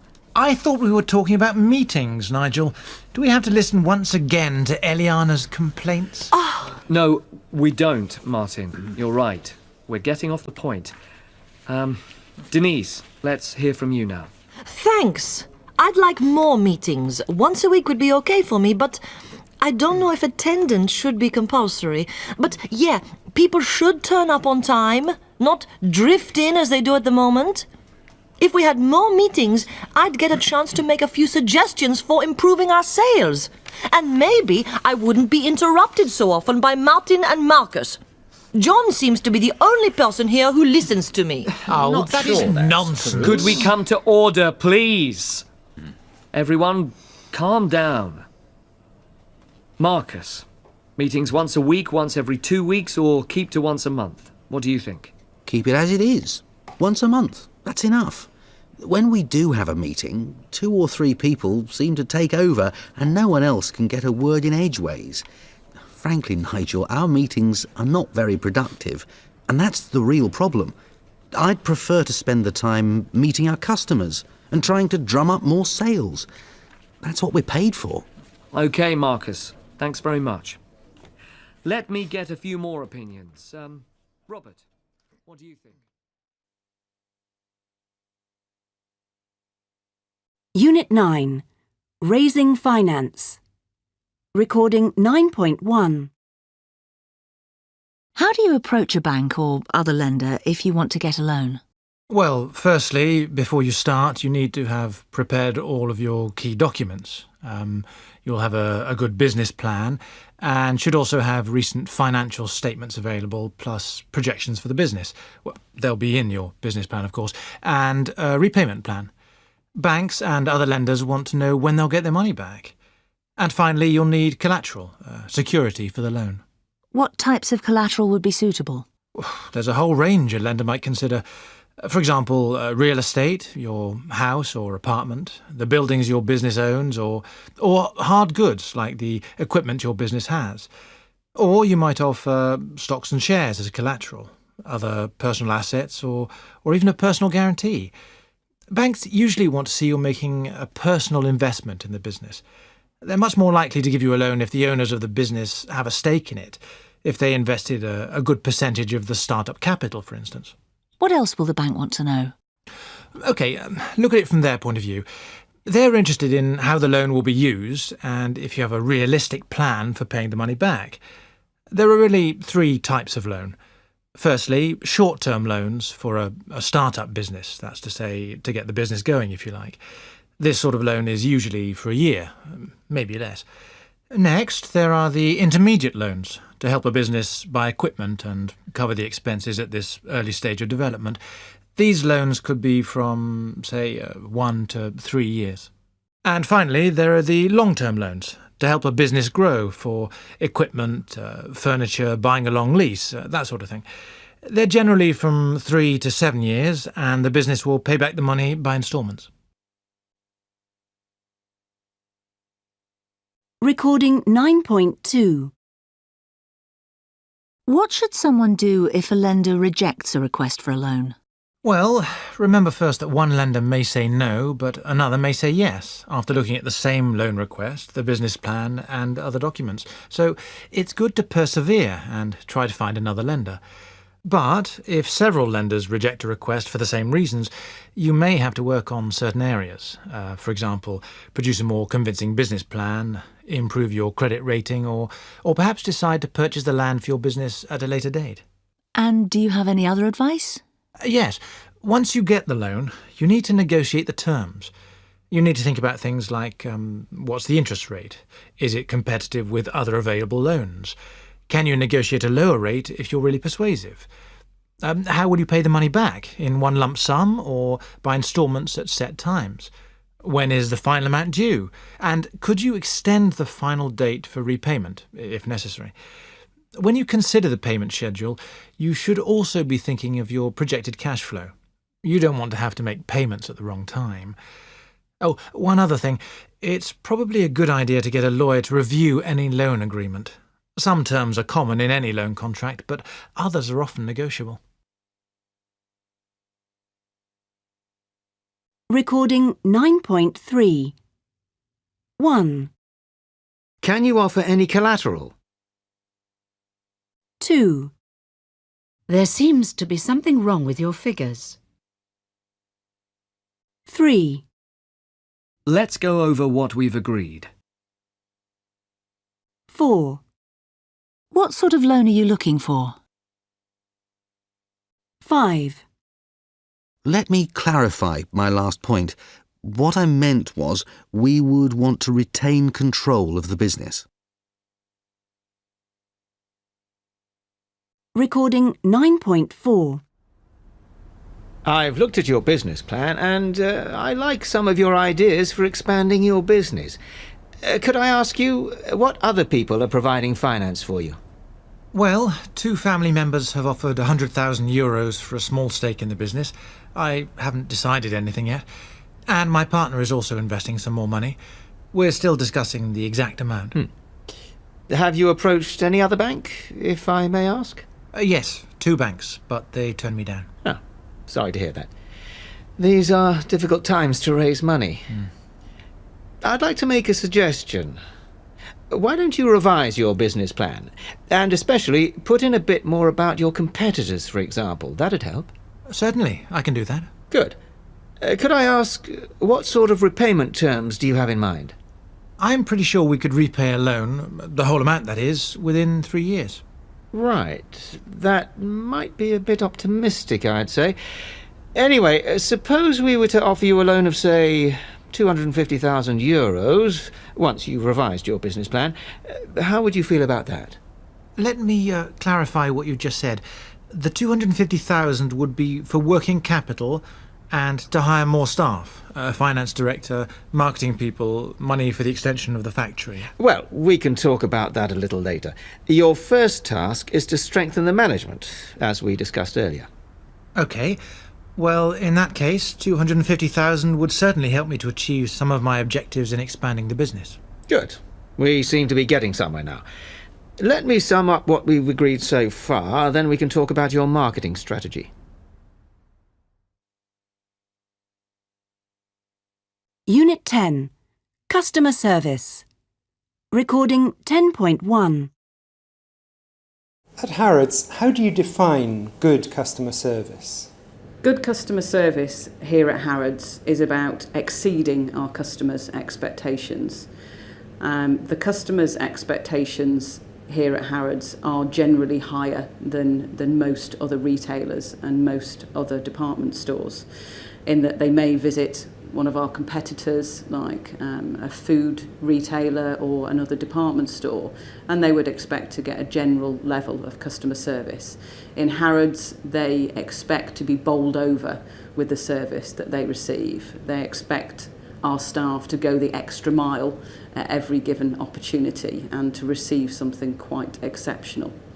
We actually set a minimum level of service, a framework that all of our staff work towards, that when they join the business, we train them on these 7 steps to exceptional service. Then going forward, we mystery shop, which is basically we have real Harrods customers that we recruit and go and test the departments and experience the service and report back to us what they've experienced. And if our staff get 100%, they get a certificate from the chairman, they get £50 worth of vouchers to spend in the store, and they get high recognition within their departments. And obviously if we have consistent poor performers that aren't meeting that minimum level of service, then we would manage their performance. Recording 10.2. Do you think companies generally pay enough attention to customer service? I think companies, retail companies, are recognising more recently the importance of good customer service. It's very important to retailers to have customer loyalty. It is difficult in these days to have a point of difference through the product that you offer, because most of the things that are available also here in Harrods are available elsewhere in London or in the UK. It is no longer unique to Harrods. So we have to make the difference with great customer service, which means that when the market may be tough, our customers continue to come and shop with us because they know they're going to get a great experience. I think there are some companies that have not yet recognised that, and I think they pay for that with a transient customer that doesn't stick with them and may move from one retailer to another dependent on what's on offer. I think it's hugely important. And is new technology helping in the improvement of customer service?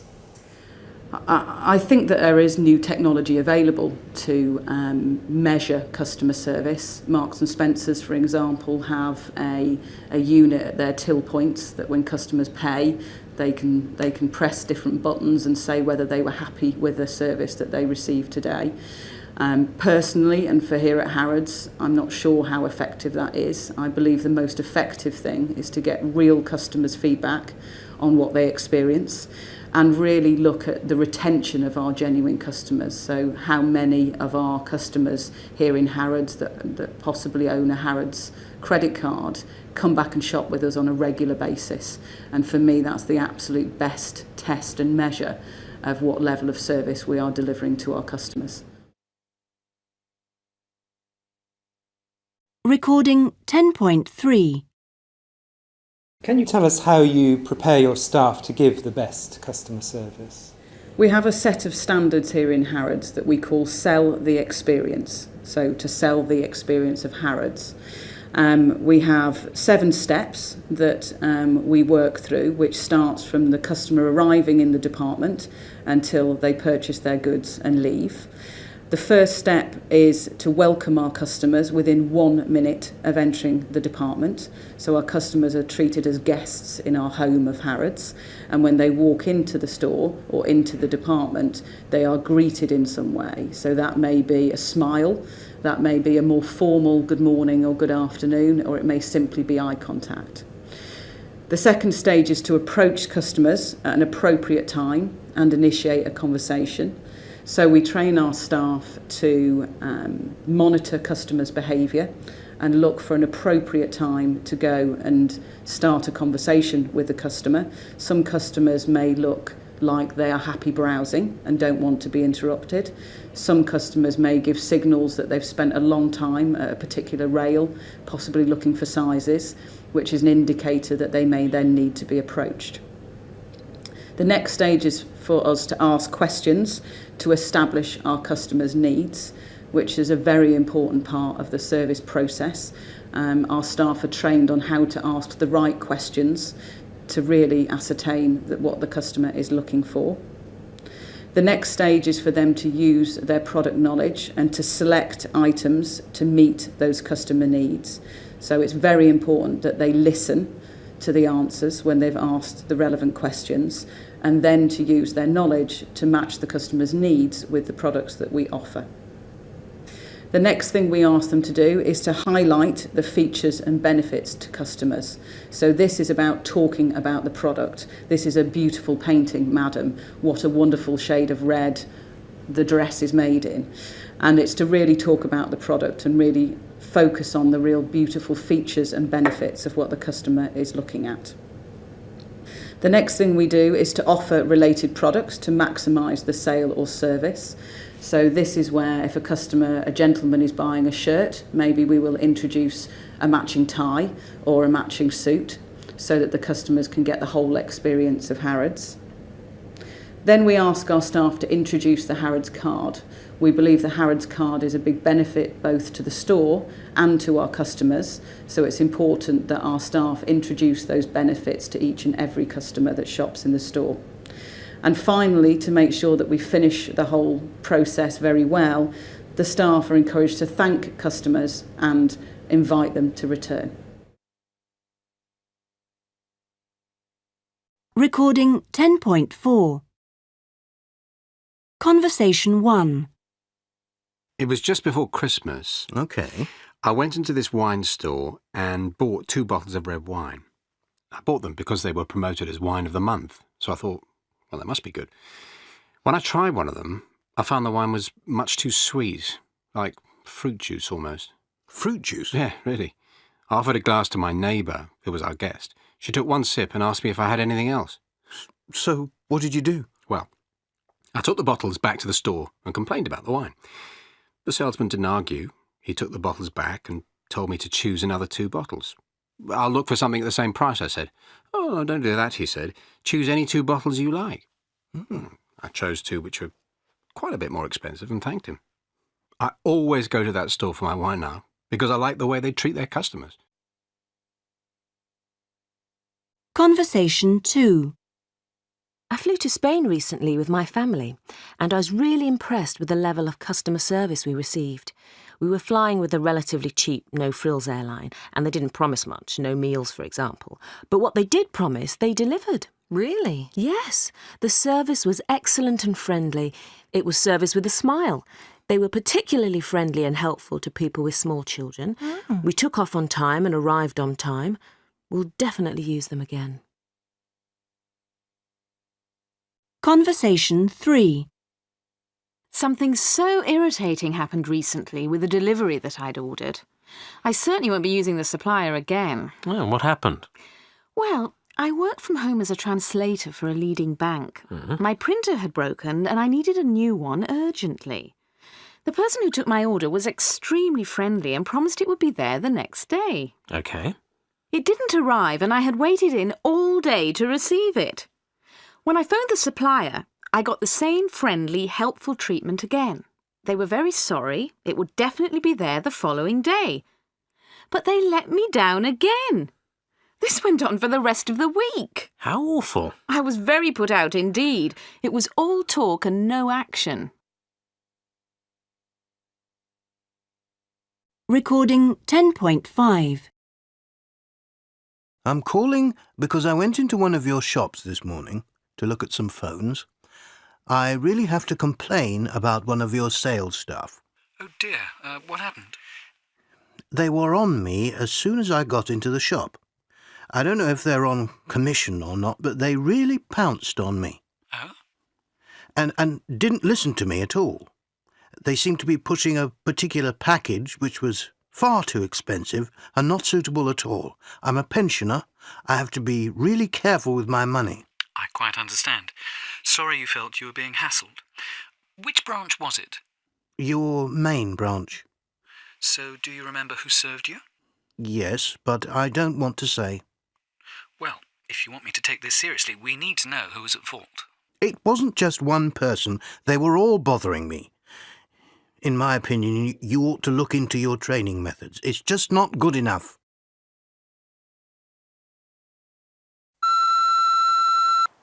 Hello, my name is Irma Schultz. I'm leaving a message because I haven't been able to get through on your helpline. I've called several times, but without success. I recently bought a new phone from one of your stores.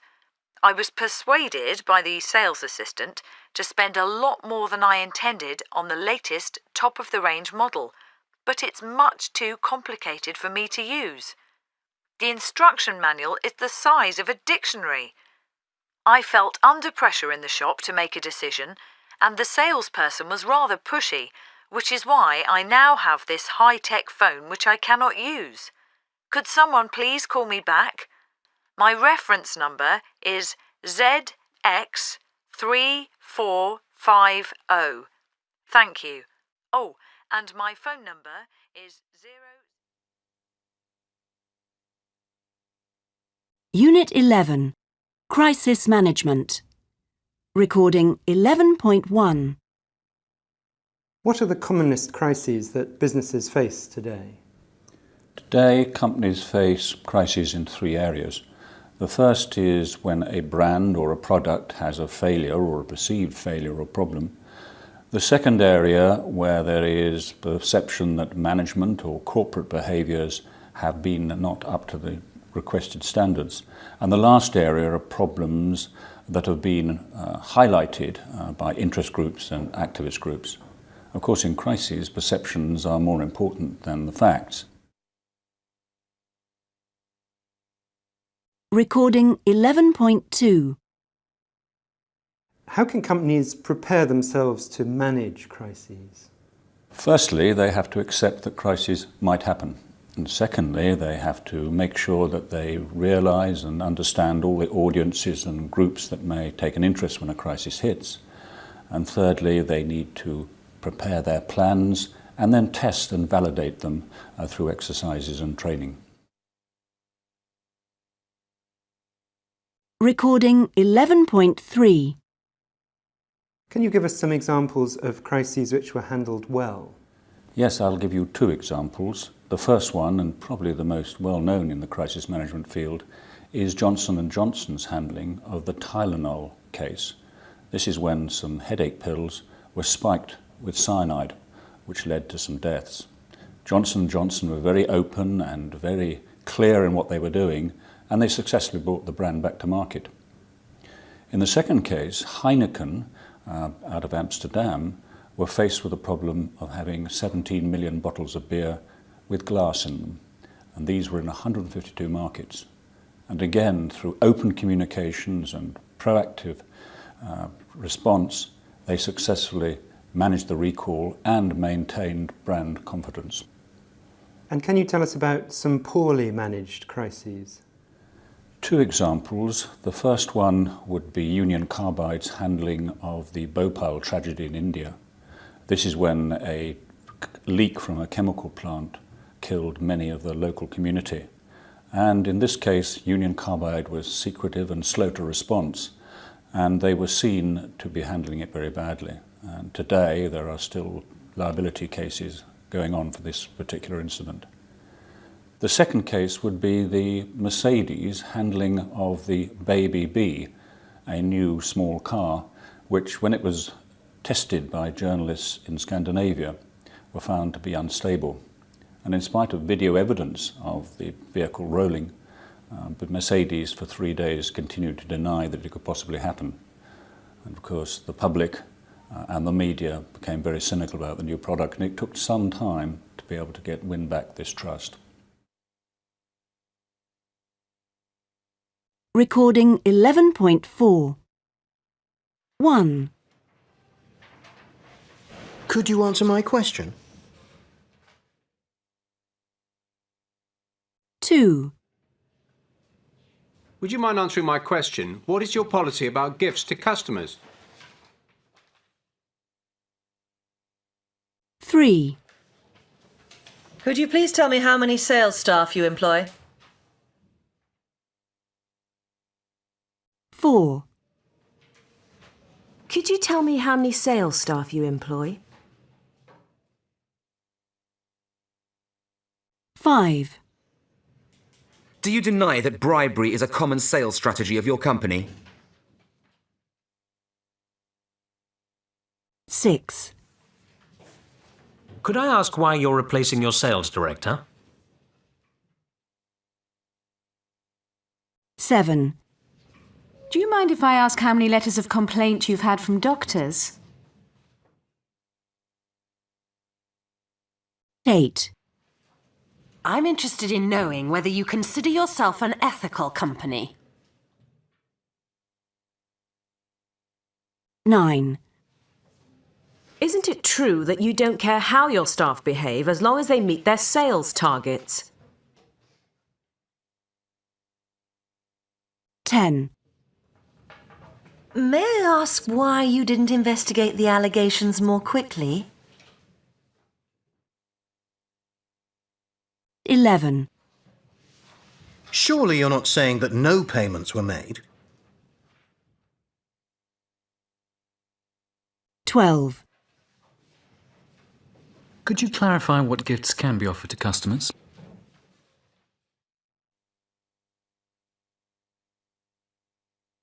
11.5. Let me tell you a bit about what's happened. You've read the article in Euronews, so you know the basic facts. Our CEO was interviewed and denied everything. We're now investigating the matter, of course, and we're not happy with what we found out. Oh. Is there any truth in the accusation? Well, yes, there is, unfortunately.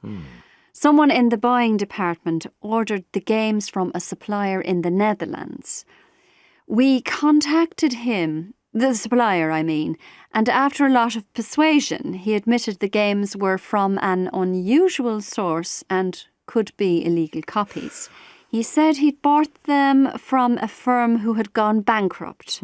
He bought them in good faith, he said, and wouldn't accept any responsibility for them.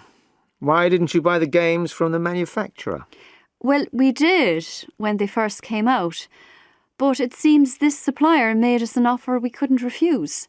30% off the usual price, so we snapped them up. There's a lot of competition in computer games. You've got to take your opportunities when they arise.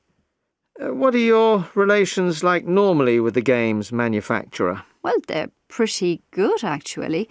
We supported them in the early days when they started up. We bought several of their products when no one else seemed very interested in them. We got them going, really. But, you know, like all manufacturers, they don't like to hear that their games are being pirated. What about your stocks of Race Against Time? Have you sold most of them? We've sold most of the original consignment, but we bought another 50,000 last month, and they're lying around in our distribution centre. Heaven knows what we'll do with them. There are a lot of questions I'd like to ask you. I don't need to tell you this is a serious situation, and we need to work out how you'll handle it. One of the first things you must do is form a crisis management team and bring in an expert from outside the company to advise you. Right. I can help and suggest someone suitable for the job. Unit 12. Management Styles. Recording 12.1. What are the key qualities for a successful manager today compared to the past? Today, a key manager must listen. A key manager must ask questions. So, for example, in terms of cultural style, before I go into any contact, I ask my local personnel or a local friend or contact in a country to give me ideas as to what I should and indeed should not do in any meeting situation, or over dinner, or in travelling in a car. What are the things I should do? Should I shake somebody's hand? Should I wait for them to give me their hand first? So to answer you, ask, listen. The days of telling are over. Recording 12.2. Which management style do you think gets the best out of its team or its people? The first point in that style is to really show recognition, compliment staff or any others publicly or in face-to-face situations as often as they can. Basically, the more you compliment, the less you need to have to criticise. Second point is then to communicate very clearly your decisions. Management have decided, I have decided. And this is always important because managers are there to actually deliver. They have that responsibility. The third point is then to give very specific reasons why a decision has been taken. And in any organization, it's very important that the senior management team agree together what reasons they are going to give right across the organization. This, we find, stops rumors. Fourth point should be then to explain the benefit of this decision to the individual, to the organization, to its customers. And we find that that really gives clarity and very clear understanding as to why decisions are made, and this is very important. The fifth point is then often to ask for people's commitment to working with management to realize the goal, and we find that when you ask for somebody's commitment, can I count on you working with me on this? 99% of people say yes. The role of the employee is now enhanced and their motivation is improved and enhanced by the manager now asking, what are you going to do to help me realize this? Recording 12.3. Oh, good morning, Mr. Crane. How was your connecting flight from London? Terrible. There was a lot of turbulence and several people were sick. It was a nightmare. Anyway, I'm glad to finally get here. It's really very nice to meet you. Have you been to Rome before? Yes, several times. I've been on a couple of short business trips and I came on a school trip a long time ago. I don't feel I know the city at all, though. Where are you staying? Right in the centre. The Grand Hotel.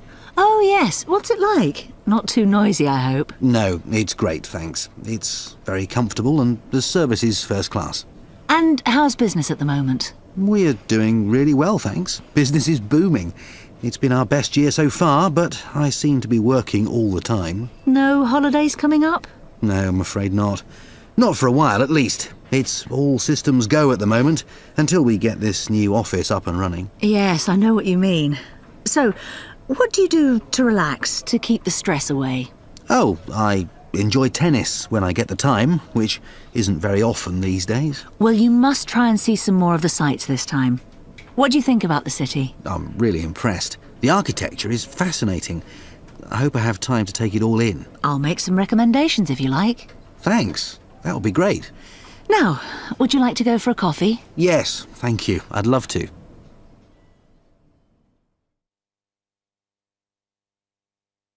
Recording 12.4. Team Member 1. Ryan just wasn't right for the job. He was hardworking and decisive. That was good. But I think he made decisions a little too quickly.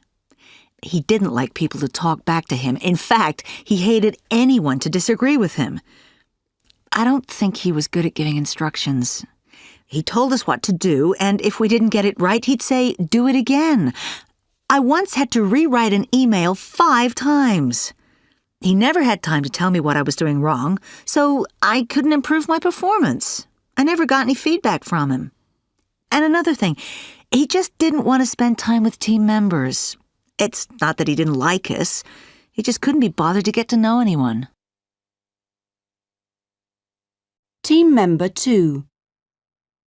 Ryan had some good points. He was a strong manager, always decisive and direct with us. He didn't like it if people made excuses for not doing a job properly. He gave clear instructions, but they were a bit brief. Some people say he needed to explain things more. In my opinion, he didn't set clear goals. If he wanted you to write a report, he didn't tell you how long it should be and when he needed it by, and then he would call you and say he wanted it on his desk by the following week. Another time, he wanted information about incentives to staff, but didn't tell me how I should get the information. Team Member 3. I don't have much work experience. I'm a new employee, so I liked certain things about Ryan's management style. He told me exactly what to do, and if I didn't get it right, he gave me an opportunity to do it again, and yet again, if necessary. But he wasn't a good manager. He never gave me any work to do that was really interesting or challenging. I think he tried to do too much himself. He didn't seem to trust me. I like warm, friendly people. Ryan wasn't like that. He wasn't really friendly with anyone. He had no real friends in the team. Also, he didn't adapt to the different people and nationalities in the group. He used the same approach with everyone. I think he had no team-building skills. That's why he had problems. Unit 13. Takeovers and mergers. Recording 13.1.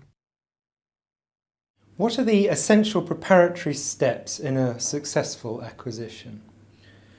Well, I think the first thing to establish is what strategic goals you're trying to achieve through that acquisition. And they might be various in terms of market share, maybe some economic benefits through vertical integration or international presence, etc., etc. Having established those strategic goals, I think it's essential then to establish your target. Who are you going to try and buy? Who is that acquisition company you're going to go for? So there's a lot of preparatory work in identifying the target. Having identified the target, it's obviously essential to put a valuation on that target.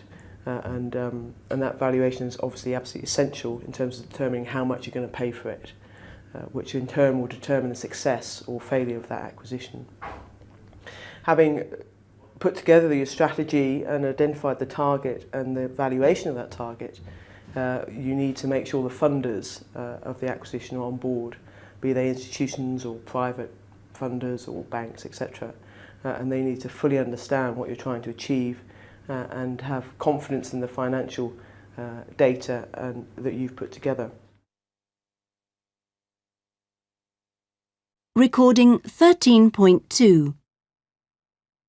And once the acquisition has happened, what needs to be done to ensure the successful integration of the new business?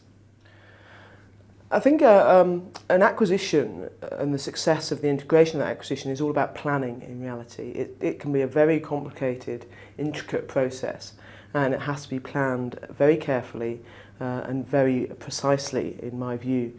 And then I think there are two sides to the success. One, what I would describe as hard success criteria, and the other is soft success criteria. And both are equally as important. But I think really it's very hard to establish the hard success criteria without getting the soft success criteria correct. Now by hard, I mean the financial side of things.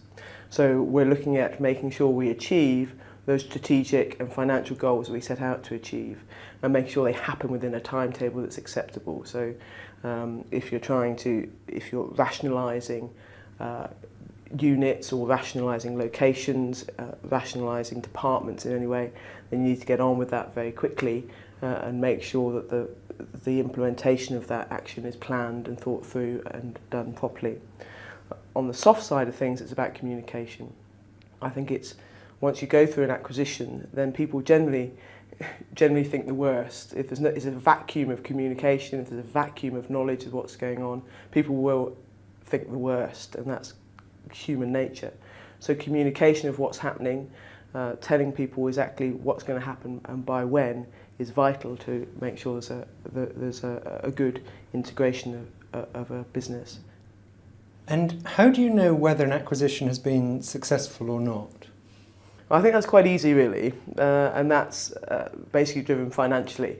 You acquire a business to add value to your own business, and if you've added value, then the acquisition has been successful, and it's pretty straightforward, I'd say. So it's about making sure that you get a return on the capital that you've invested to add value to the business that you're running. Recording 13.3. From your own experience, can you give us an example of a successful takeover? Yes, I can. I've been involved in several periods of change. When I started my career, actually, my very first job was at Coopers & Lybrand, the accountancy company, who merged with Deloitte's Haskins & Sells when I was there. Now, I was a humble accountant pretty early on in my career, but from the position I sat, that seemed to me to be a very successful integration. And the reason for that, and I was, like I say, from an employee's point of view, it seemed successful, was because we were well communicated to, we knew exactly what was happening, the name changed very quickly on everything, literature changed, processes were solid. There wasn't, not at one point did we think, oh, I don't know how to do X. And so I think that was successful, certainly from my point of view as an employee. Recording 13.4. So as you were saying a few minutes ago, Dave, there are so many pitfalls in takeovers and mergers that you really have to plan carefully, be rigorous in your analysis, and be flexible about the way you approach things at the same time. And your experts will help you with that, your mergers and acquisition experts.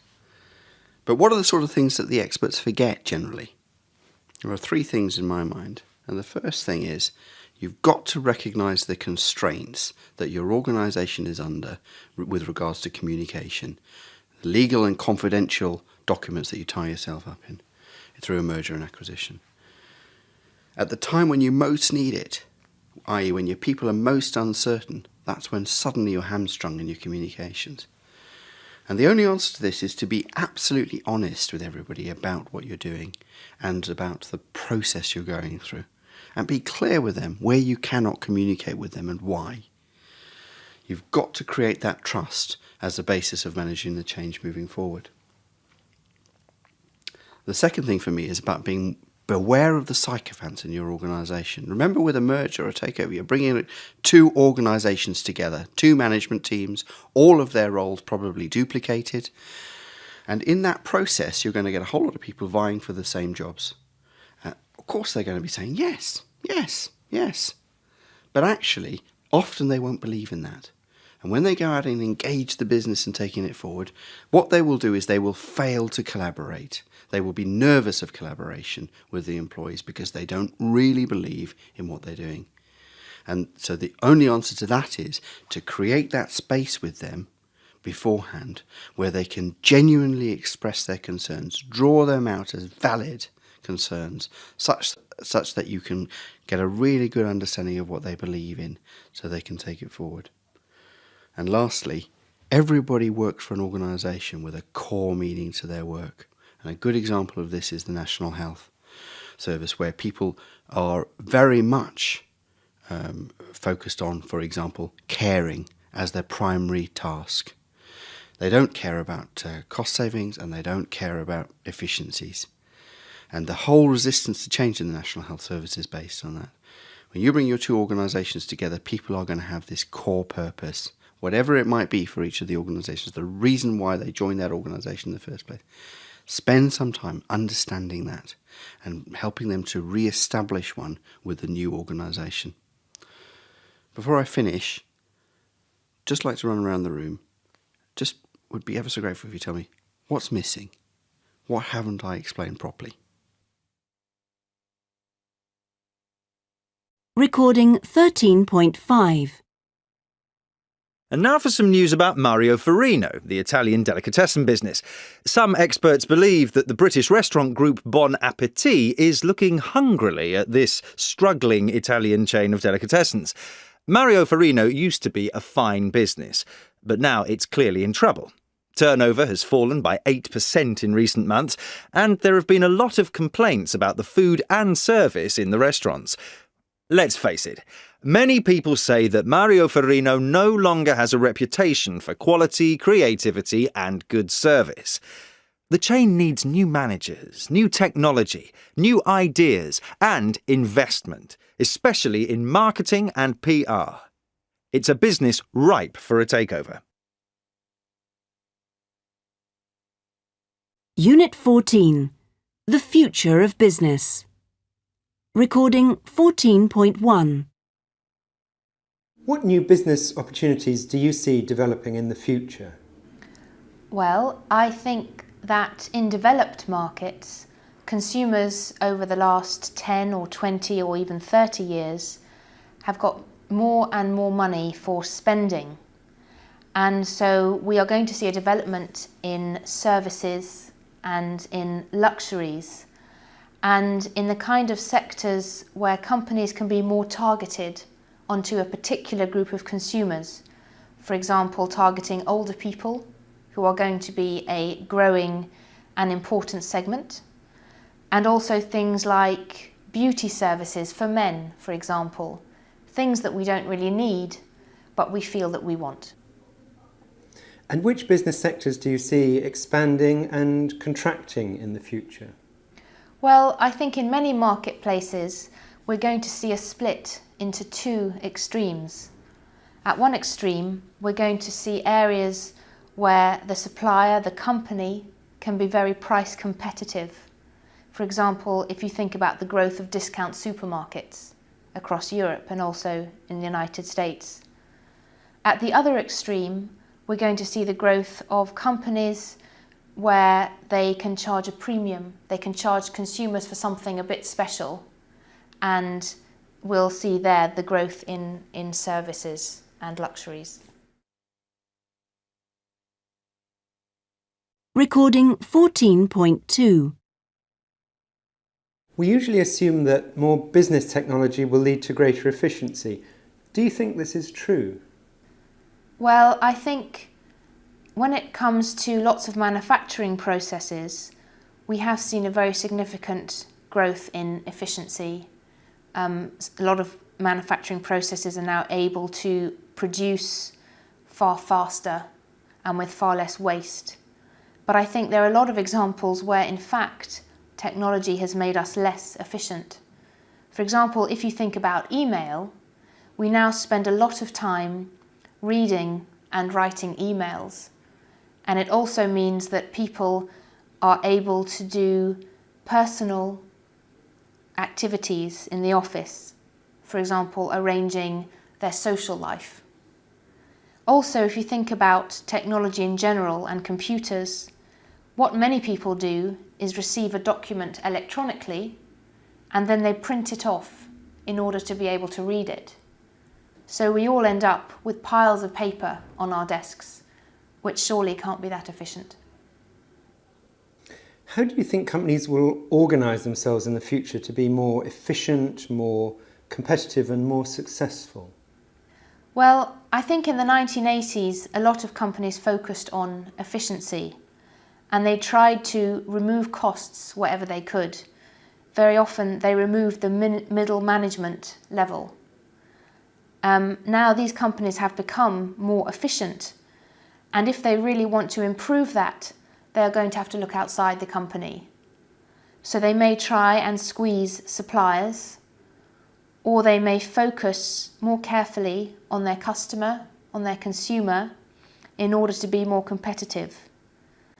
I also think within companies there's been a shift in understanding that it's important to invest in people, in the people who work for the company, because if the people are happier, they are going to be more productive and more efficient. Recording 14.3. Dialogue 1. Hello, Carla Martinez speaking. Could I speak to Mr. Lee Wang, please? Sorry, you seem to have got the wrong extension. This is Ken Tang here, Accounts Department. Oh, I see. Well, could you put me back to the switchboard, please? Certainly. Hold on a minute. Hello. can I help? I wanted to speak to Mr. Lee Wang, but you put me through to the wrong extension. I got the accounts department. Oh, I'm so sorry. I thought you said Mr. Tang. I'll put you through to Mr. Wang right away. Hello, Dan Chen speaking. Hello, Carla Martinez here. I'd like to speak to Mr. Lee Wang, please. I'm afraid he's out of the office this week. Can I help you at all? Oh, really? I didn't know that.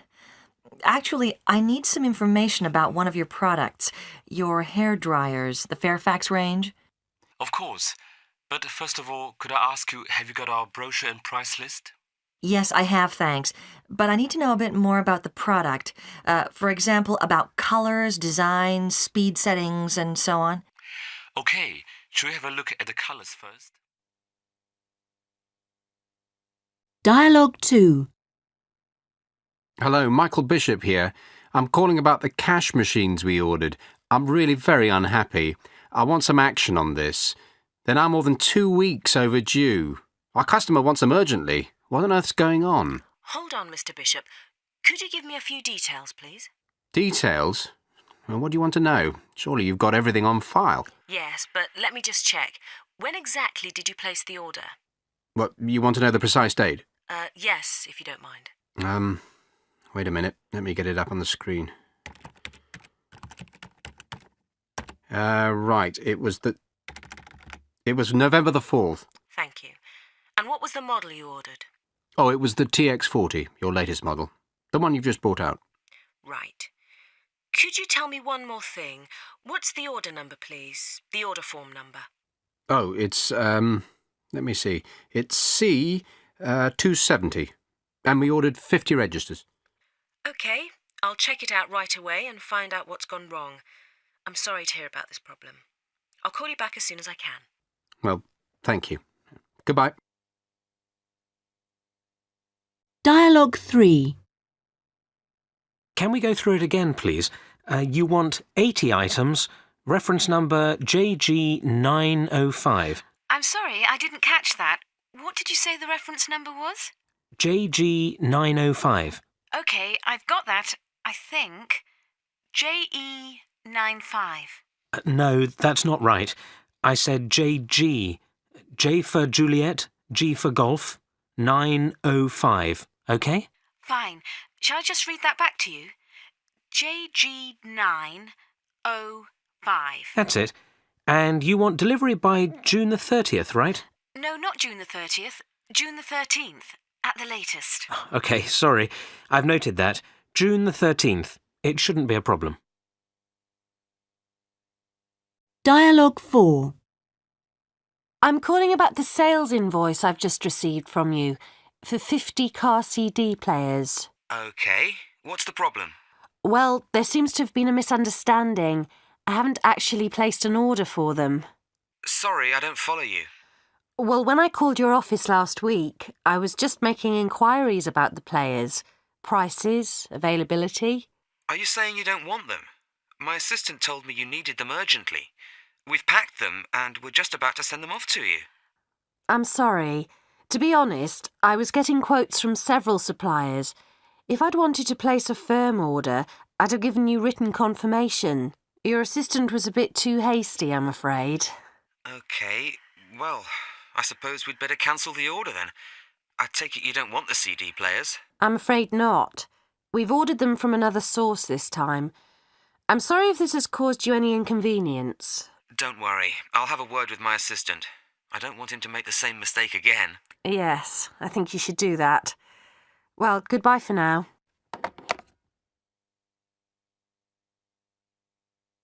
Recording 14.4.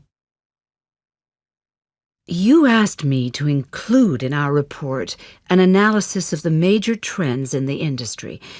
We've done quite a lot of research. Would you like to know what our findings are so far? Yes, if we know the major trends, it'll help us to shape our strategy.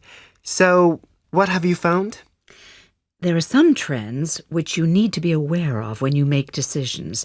Firstly, as I'm sure you know, Japan has an aging population. People are living much longer, so the over 50 segment of the market is getting much bigger. It'll offer you opportunities for growing your sales. There'll be a lot of potential there. Yeah. We'll bear that in mind. It's clearly a very important trend. Also, our surveys and research show that most Japanese consumers they look for value for money. They like to feel they've got a bargain. Ha! Just like the Americans then. Exactly. They have that in common. They're very price conscious. Another thing, many people say, oh, the Japanese are very brand conscious. They'll pay anything for a top brand, especially if it's a foreign one. You surprise me. That's not true any longer. Well, of course, Japanese people still love brands. Look how many women wear Burberry scarves, for example. But you should be aware that sales of no-brand goods are increasing fast. People are very price-conscious and they want value for money. Yes, I get your point. Okay, what else? Well, we believe that Japanese society is changing. It's moving from a luxury culture to a convenience culture. What do you mean, exactly? Well, increasingly people want services that make life easier for them, or which save them time. That's why the convenience stores with their 24-hour service are doing so well. Customers can go there when they want, and they won't pay high prices. They offer flexibility to the customer. I see. The last trend I want to mention is women are marrying later in life. Let's put it this way. The single woman under 30 market is getting bigger and bigger. Well, thank you, Susan. I know you've been talking about these trends when you have your next meeting. I'm looking forward to getting your report.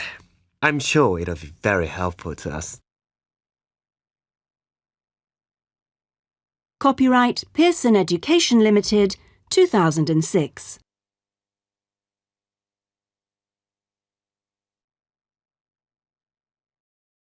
Unit 1. Communication. They want us to form new teams with staff we don't know and have never met before. They say we'll be more productive, but they don't tell us why. It's a stupid idea, this reorganization. What's the point? Another thing, the management want our admin staff to look after customers better. They tell staff, be more proactive, ring customers up more regularly, find out if they have any problems, establish a real relationship with them. That's fine, but the staff expect more money for more work, and the management have kept quiet about that. No one trusts the management anymore.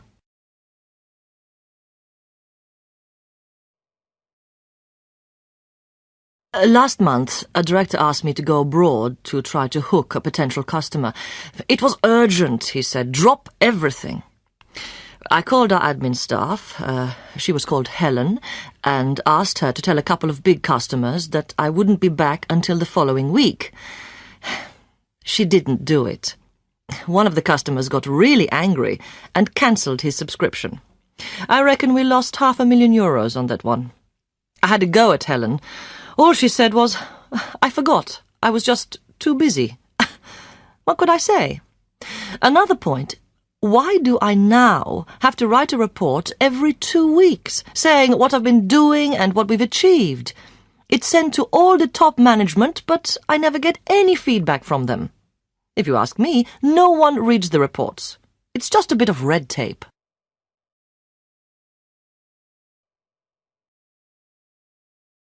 Customers constantly complain I don't explain their medical schemes correctly, and they get upset when they find out that the treatment's not covered by our contract. I think I'm a good communicator. I'm very persuasive. I explain the main points in the contract and then let them go away and think it over. The trouble is, we have so many different kinds of schemes tailored to every private customer's needs, and the policies are always being revised. I do my best, but the customer only hears what they want to hear, you know what I mean? We need 3 basic medical schemes. Keep it simple, that's what I say.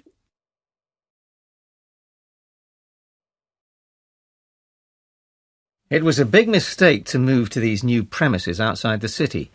The administrative staff are in one building, and all the other departments are in another, over a kilometre away.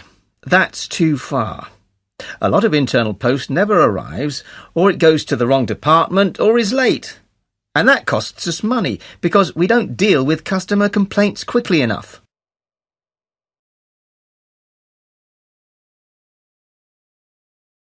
I'm not happy at all. It looks as if we're going to lose flexi time. The unions are against it, but the management insist it's stopping us providing a good service for our customers. I don't understand it. I have to take the kids to school, like lots of other people in our department. What am I going to do now if I have to work normal hours?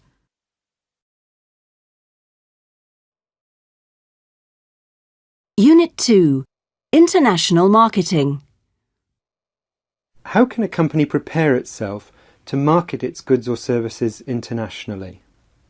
Once having made the decision to market a company's goods internationally, there are a series of stages or steps which most marketing companies would approach it. Firstly, they'd look very carefully at the marketplace itself and whether it really is an attractive marketplace or not. And by that means, does the market play to your strengths? Does it have a need for something that you have or that you can have access to creating and delivering? And this question about the need is very important. Is there a real need? And that can be a conscious need or an unconscious need. The next question they ask after that is, what is the profile of the buyer? That means who would buy it? And there may be several different profiles. And surprising to say that most of the blue chip successful companies in the world today, most of them don't actually know who their customers are. They've got their names and addresses, they've got their buying details, but they actually haven't made sense of the profiles that they hold on the database to build segments of customers, to help to profile and then to tailor the proposition for those particular customers. So the second big question is, who would buy it? Next question would be, can they pay for it? Do they have the income level, or do the companies have access to foreign exchange? Can they actually pay for it? Is a real question in overseas markets. Another question to ask as you move into an overseas market is, can you beat competition? That means competition that exists right now, or competition that will be attracted into the marketplace as soon as competitors observe that you've got a market growing. Next question would be, do you need a local partner? And in many overseas markets, local partners are absolutely crucial. And a few other questions to add are, how easy is it to trade there? Are there taxes, are there barriers, are there borders, are there customs complications? Some countries do have it, and this may just make it too complicated for both the logistics, the delivery, and the execution of the products and services. And lastly, the specifics of the marketplace. Are there any idiosyncrasies within the marketplace? Are there any unusual cultural characteristics we need to be particularly aware of? Is there a particular type of colour or language or gesture that is not acceptable in that marketplace?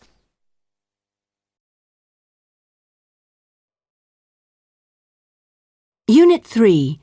Building Relationships. What do you have to consider when building relationships with customers overseas? Well, I think if you are selling in a global market, you are doing business in markets at different stages of development. So if you want to expand internationally, you have to build good business relationships and understand the cultures and business behavior of the people you deal with. Well, let's take some examples. If you want to do business in South America, for instance, you have to be aware that Latin people are warm and friendly. Personal contacts are very, very important to them. They like to get to know you well before they do business with you. So they may have long business lunches or dinners, not 15 minutes power lunch like in the US. And they like to take their time before doing business with you. In China, a country I know very well, the Chinese like to work with friends and relatives. So you often have to find an intermediary to help you, someone who knows the local people and organizations who can help you to establish good relationships. Chinese people will trust you if you are loyal to them and show respect. To do business there, you have to win people's trust and respect. Also in China, expensive gifts such as high-quality branded goods and extravagant entertainment are part of business practice. You must be aware of that. It shows the status of the person receiving the hospitality. Understanding business culture is important too. But I think the best way to build a relationship is to make yourself valuable to a customer and to be available to give them expert advice. Also, you should show appreciation of what they have done for you. Small talk will help to strengthen a relationship in an informal way so that you upgrade yourself to friend level instead of remaining at a business partner level.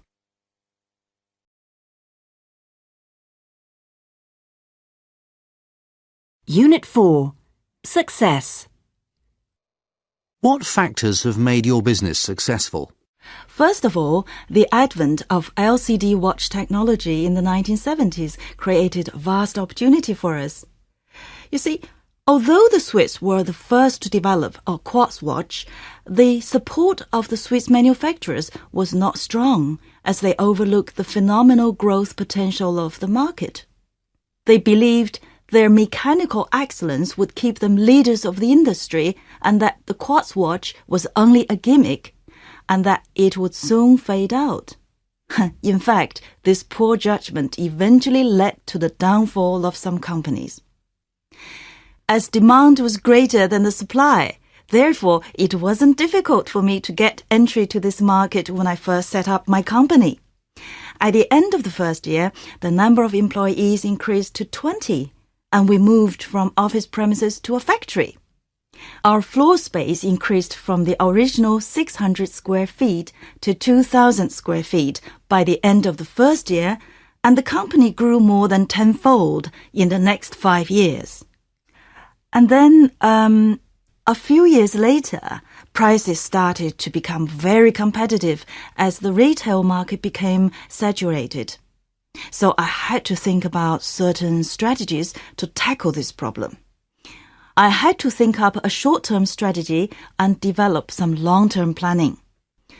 Like all our competitors, we developed new products such as giftware and luxury items. For example, we designed products with a time device in them, and customers could print their logo on the product for promotional purposes. However, competition became really severe. It reached a point that any product that had a time module in it became less valuable. In the short term, we had to cut our costs. However, for certain customers who are less price conscious, I was able to upgrade the quality of our products, for example, by offering better batteries, a longer warranty, etc. We did not want our customers to think we were ripping them off, of course, if we charged a higher price. For customers who were less focused on quality, we had, of course, to reduce our prices. In the end, our customers all thought that our company offered quality products which were value for money, while most of our competitors struggled for survival and cut prices in a very competitive market. Some were even forced out of the market. On the other hand, we also switched our capacity to producing clocks, cutting our watch production line, and training our workers to assemble clock products. Watch production was based on an assembly line. We bought components from suppliers and assembled the watches. Clock products involved more components. We had to make them in-house, and the company started to install machinery, hire designers, and the workflow became more sophisticated. And today, we have become one of the best-known manufacturers in the world, with ISO 9001 certification.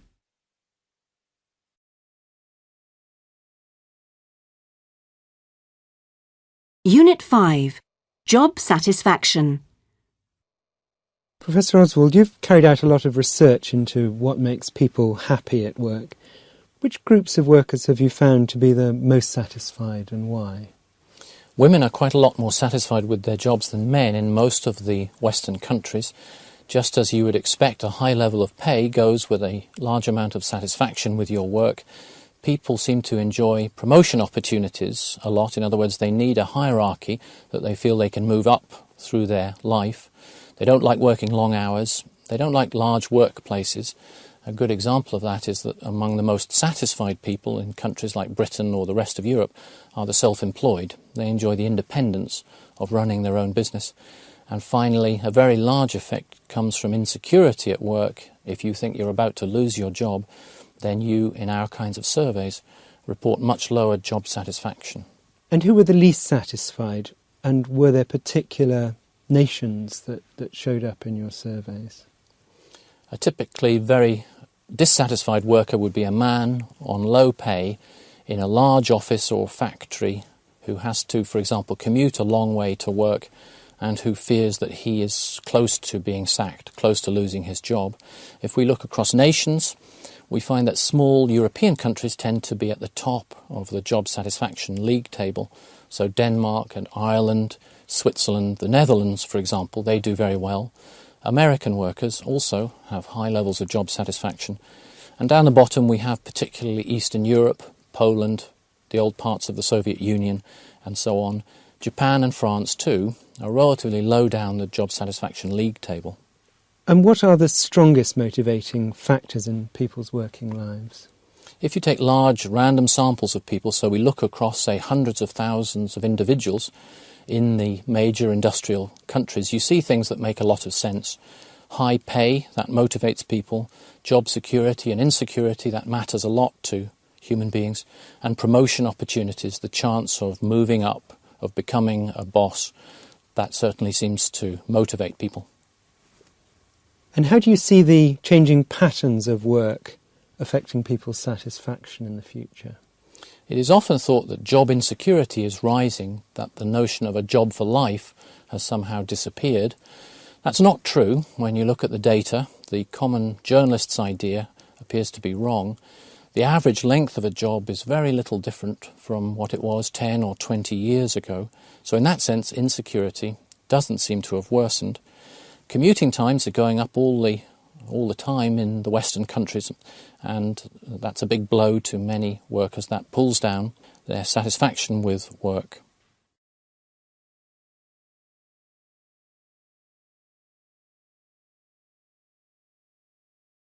Unit 6. Risk. So can you tell me more about risk and the 4 types you mentioned?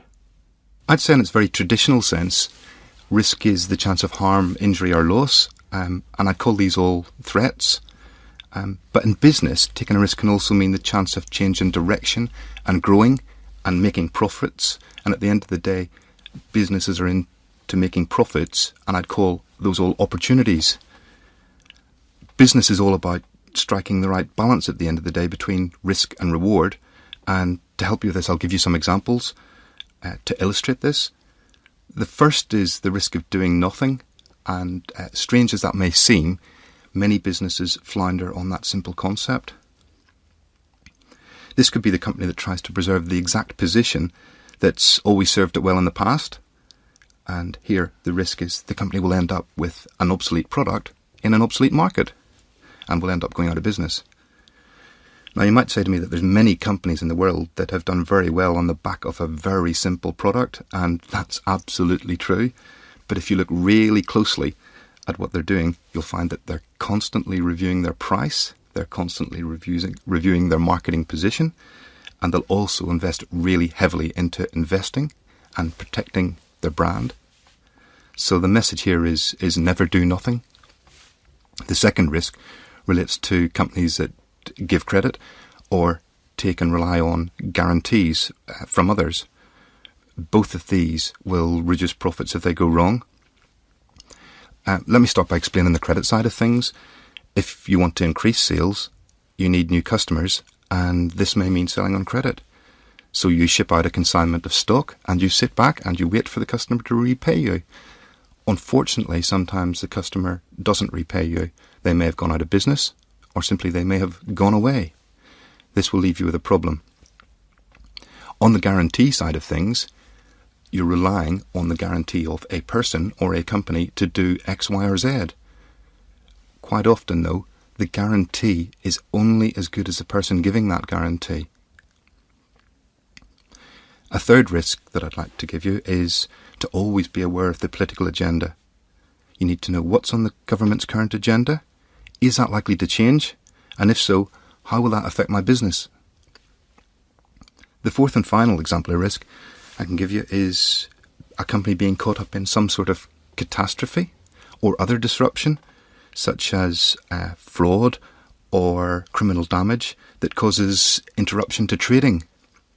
The key question here is, does the business have the people and the plans to cope with that sort of disruption and catastrophe? Because believe me here, many major disruptions have been the end to many a good business in the past. That's particularly so if the business is located in a single location.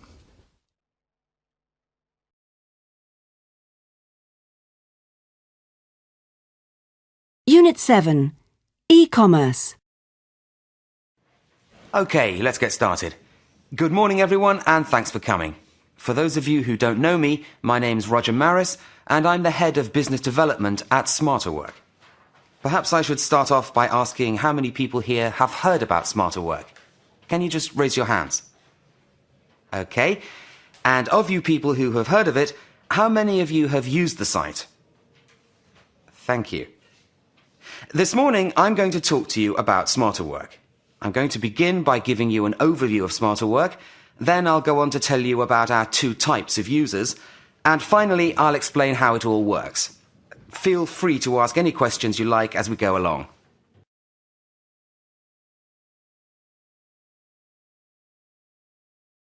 Well, FDEX stands for the Electronic Food and Drink Exchange, and essentially the service we provide to our customers is to enable them to trade electronically through the internet. So if you're a buyer, you can source goods through a much, much wider universe of potential suppliers. And if you're a supplier, you suddenly have access to a much, much wider community of customers. And for, again, relatively small organisations with limited resources and small sales teams, then that is a tremendous community to be a part of. And what are the key success factors in e-commerce? I think there are probably three, and I guess the first is that you really need to have a strong business proposition, a strong idea, putting it simplistically, that you have to have a way of bringing to the marketplace. And in FDEX's case, FDEX was founded by a guy called Tim Karen-Brown, who was actually the purchasing and logistics director for a company that bought all of the food and drink products which were to go on P&O cruise ships when a cruise was departing from Southampton to go for 20 nights to the Caribbean. Tim's job was to buy all of everything from the shellfish to the champagne that would be required for that journey. And he found that the fluctuation in pricing was so significant that he had to actually recruit an army of researchers who'd be out there checking who the suppliers were, what the prices were, whether the fact that the price of coffee had just declined because of some drought in South America was actually true, or just another reason for hiking prices. And I think this is a business idea that we are then using the technology to bring to the marketplace. So I think that's the first thing, have a good business idea. Secondly, I think you need a management team that has experience of the marketplace that you're seeking to penetrate. And in our case, we're in the food and drink market, and we have, again, a management team from the chief executive downwards, all of whom have had considerable industry experience in that marketplace. So I think that's the second factor. And the third thing is you need resources. In blunt terms, even the best ideas executed by the best management teams won't be successful unless you've actually got the resources and the finance to actually bring it to a reality. So I think many startup companies in e-commerce will fail because, frankly, they run out of cash. But if you have those three things, a good business idea, not just a technology idea that is looking for a business home, but a business idea that uses technology, a good management team and the resources, then those would be the three most important ingredients. And are there any downsides to e-commerce in your view? I think it's fair to say that the e-commerce revolution will probably be as significant as the industrial revolution, or perhaps even more so. In terms of the changes it will effect on society, I think we're only really waking up to the wider implications of what some of those things are. I mean, some of the things we'll all read about is that as people spend more time finding solutions that are internet-based, it perhaps can at times be at the expense of other social pastimes, which is not a business issue, but I guess is a broader issue for society.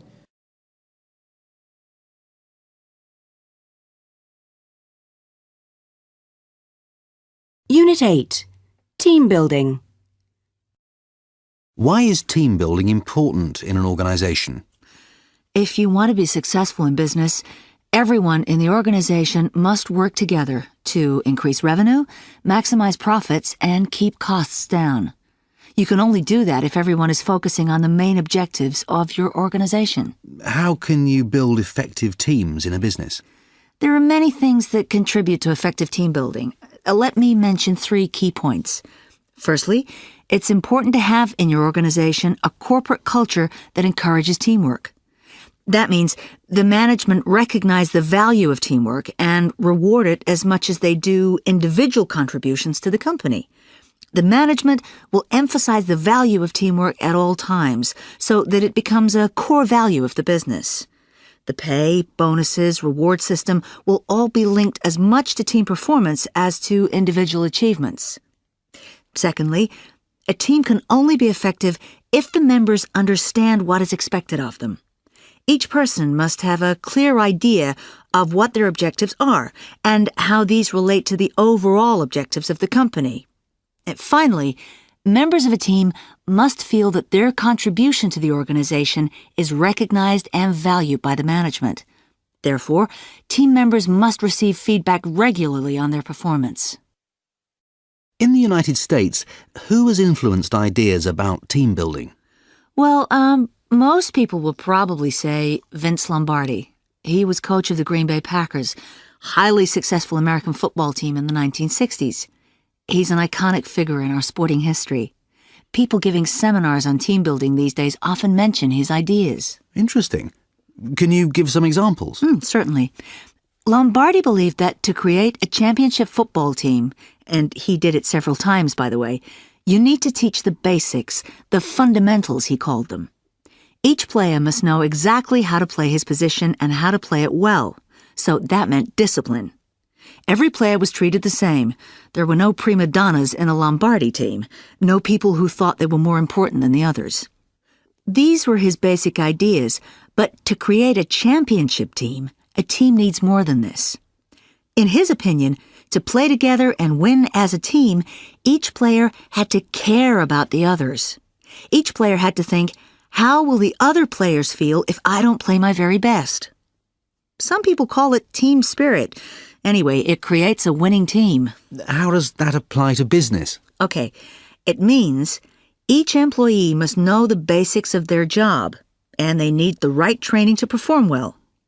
Also, it means there must be discipline in the company. For example, a company policy spelling out how staff at all levels should behave and conduct themselves. And above all, the company must develop that team spirit that Vince Lombardi talked about, that special feeling that produces a winning team. How to do it? There are so many ways, aren't there? Company functions like picnics and parties, departmental bonuses, company holidays, motivational events like seminars, paintball games, intercompany competitions. In fact, anything, any event which enables staff to spend time together, get on better with each other, and care for one another. Team spirit is at the heart of every successful team.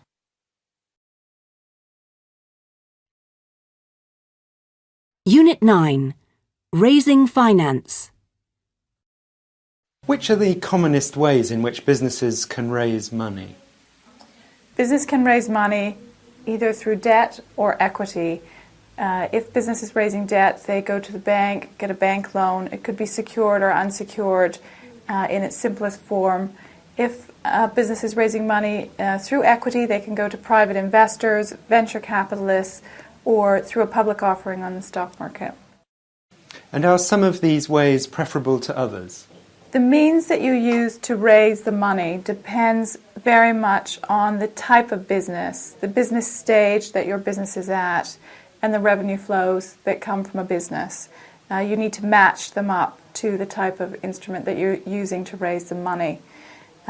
If you're in a startup situation, it's very unlikely that you'd go and get a bank loan. You would definitely go more to private investors and equity.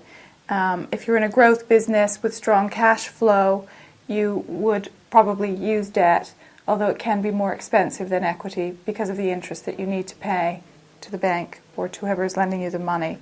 In our experience, we're a small startup company. We went for equity and to private investors. And how difficult has it been to raise money for business in your experience? In our experience and in our type of industry, which was internet related, although not completely focused on internet, it was quite difficult in the beginning to raise money.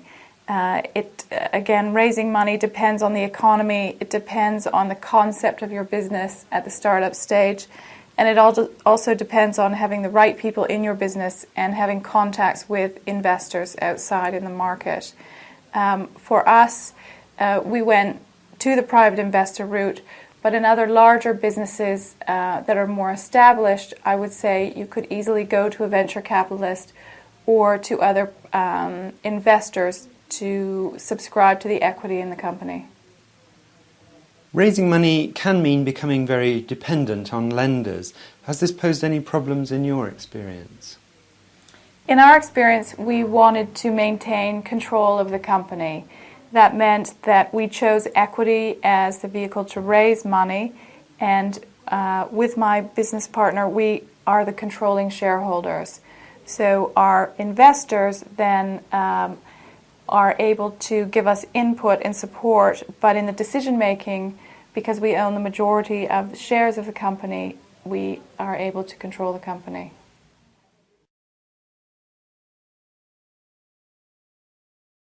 Unit 10. Customer Service. How would you define good customer service? Good customer service is doing two things. Firstly, doing the right thing. This is basically doing what we promised to do as a service organisation, making sure mistakes do not happen, satisfying customers, being reliable, being courteous. If things go wrong, then dealing with complaints quickly.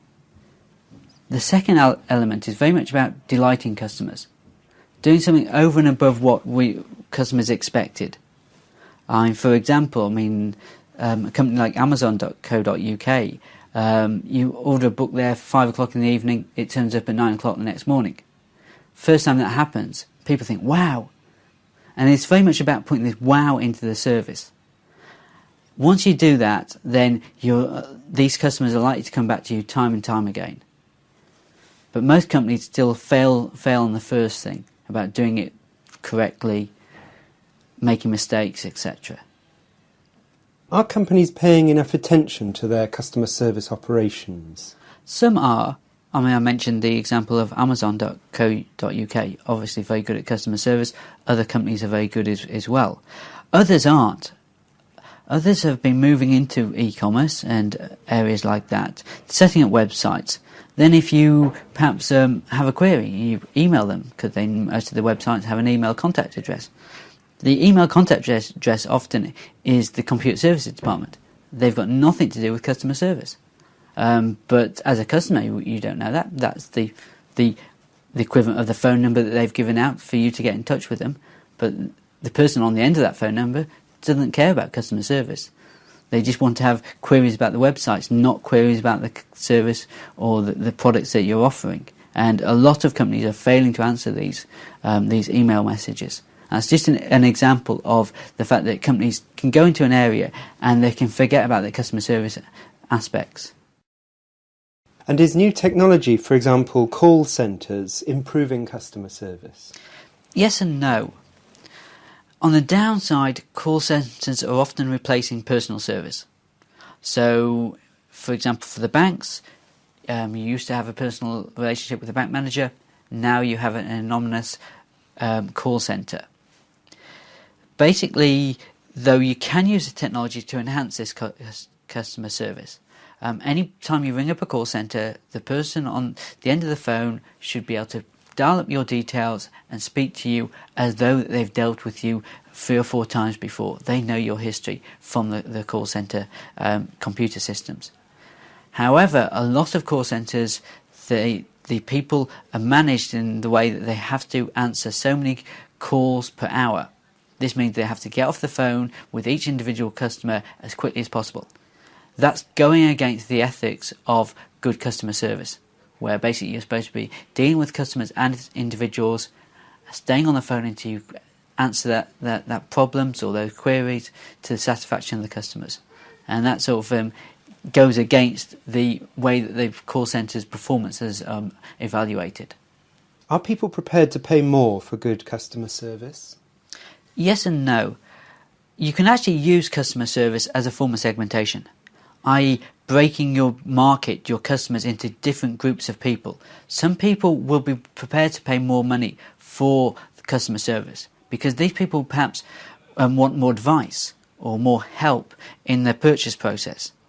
For example, if somebody wants to buy a mortgage, people may have not bought a mortgage before, they may be unfamiliar with financial products, they don't understand about interest rates, endowment policies, repayment plans, all the things that go with a mortgage. And they want advice. They want to be sat down, taken through the process. From a financial services institution point of view, you want to be able to charge for that. And they, obviously, the people who want advice will be willing to pay that. Other people, more sophisticated consumers, don't need that advice. They want it without the frills. And they'll just order a mortgage, sign it on a piece of paper because they know what they want. Equally, you've got some people, very sophisticated consumers, aren't bothered about price. They want the delivery. They want it now. They don't want to wait 2 days for delivery. They want it delivered when they want it. They want it delivered 9 o'clock in the evening because that's when they're going to be at home. So they're willing to pay for service as well. So it's all about breaking up your market into different segments, different groups of customers who you're basically putting together a package that will satisfy that particular group of customers.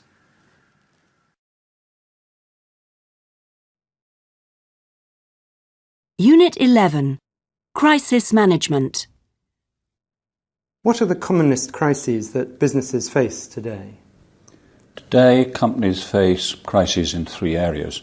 The first is when a brand or a product has a failure or a perceived failure or problem.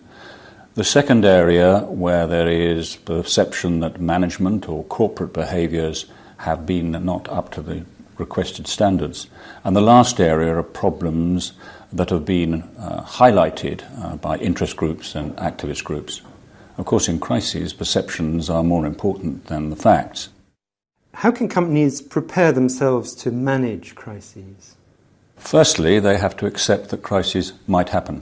And secondly, they have to make sure that they realise and understand all the audiences and groups that may take an interest when a crisis hits. And thirdly, they need to prepare their plans and then test and validate them through exercises and training. Unit 12. Management Styles. My manager never lets me know if I'm doing well. I have no idea what he thinks of me. I don't get any feedback, positive or negative.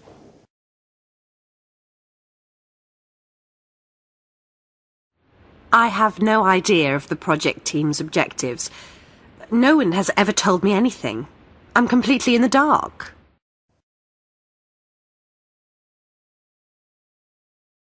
She doesn't like delegating work to me. If she does, it's some Mickey Mouse task which a child of 5 could do. She never gives me anything challenging where I have to use my brain, my analytical skills. Maybe it's because I'm a woman. The men seem to like her.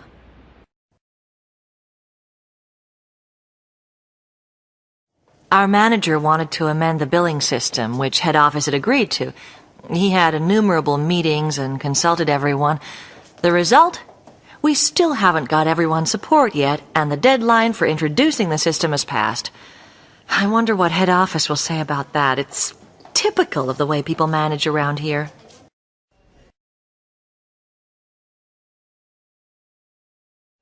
He never encourages me when I do something right. I never feel that I'm performing to a high enough standard.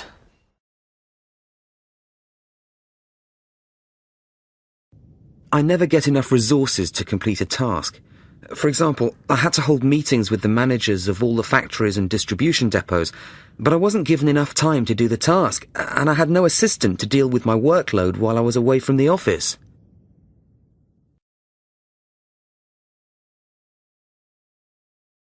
Unit 13. Takeovers and mergers. You were involved in a very large acquisition recently. What are the essential preparatory steps for a successful acquisition? The first step is to ensure that you have a strategy, a very clear strategy. You need to know where you want to compete, which markets, how you want to compete, and how you will get competitive advantage over the other players in the market. From that strategy, you should understand which other companies in the market would help you achieve your objectives. Your other alternative, of course, is not to buy another company, but just to try and build a successful position on your own through investment. But assuming that you can find a candidate that you would like to acquire, the next essential step is to analyse that company, to understand its products, where it gets its sales from, who its customers are, and what its cost structure is. You then need to think how, if you own that company, you would invest in it and what the financial consequences of that would be. Because the third step is to essentially work out how much this company is worth. And you need to worry about two prices there. The first is, what is it worth to the current owners? And the second is, what is it worth to you? And the difference should be driven by the synergy that you see, that is, the benefits that you can bring to the company through your ownership. And we all spend lots of time analysing the projections for the company to try and arrive at a valuation.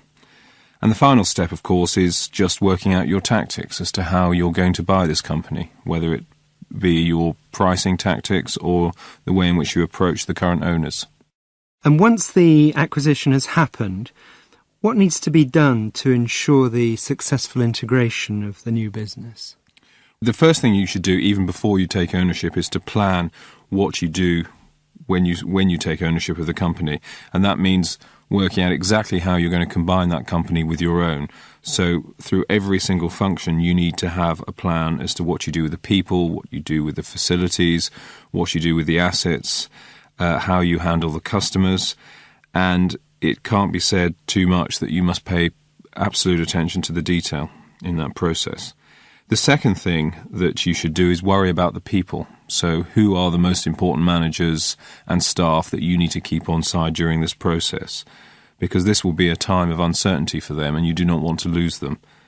And the third step towards a successful integration is to make sure that you move quickly. Too many companies take too long to plan and to implement. And once you lose momentum, the uncertainty around this process can cause you problems.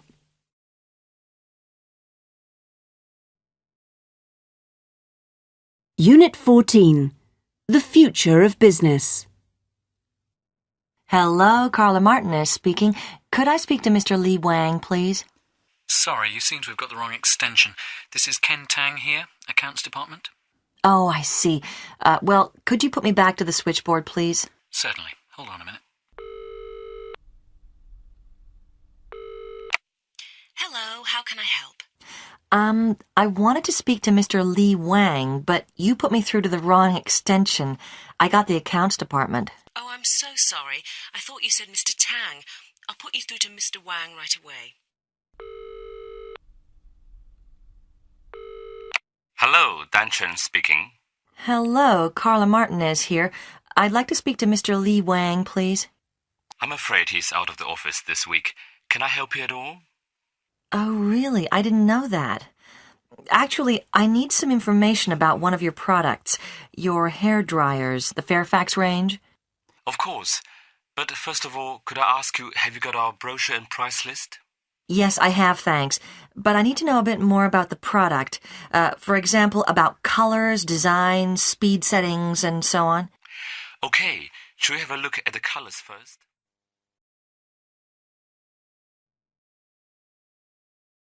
Hello, Michael Bishop here. I'm calling about the cash machines we ordered. I'm really very unhappy. I want some action on this. They're now more than 2 weeks overdue. Our customer wants them urgently. What on earth's going on? Hold on, Mr. Bishop. Could you give me a few details, please? Details? Well, what do you want to know? Surely you've got everything on file. Yes, but let me just check. When exactly did you place the order? What, you want to know the precise date? Yes, if you don't mind. Wait a minute. Let me get it up on the screen. Right. It was November the 4th. Thank you. And what was the model you ordered? Oh, it was the TX40, your latest model. The one you've just brought out. Right. Could you tell me one more thing? What's the order number, please? The order form number. Oh, it's, let me see. It's C270. And we ordered 50 registers. OK, I'll check it out right away and find out what's gone wrong. I'm sorry to hear about this problem. I'll call you back as soon as I can. Well, thank you. Goodbye.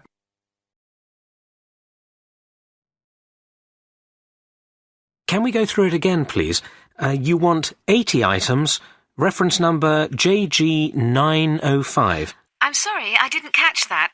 What did you say the reference number was? JG905. OK, I've got that, I think. JE95. No, that's not right. I said JG. J for Juliet, G for Golf, 905. OK? Fine. Shall I just read that back to you? JG905. That's it. And you want delivery by June the 30th, right? No, not June the 30th. June the 13th, at the latest. OK, sorry. I've noted that. June the 13th. It shouldn't be a problem.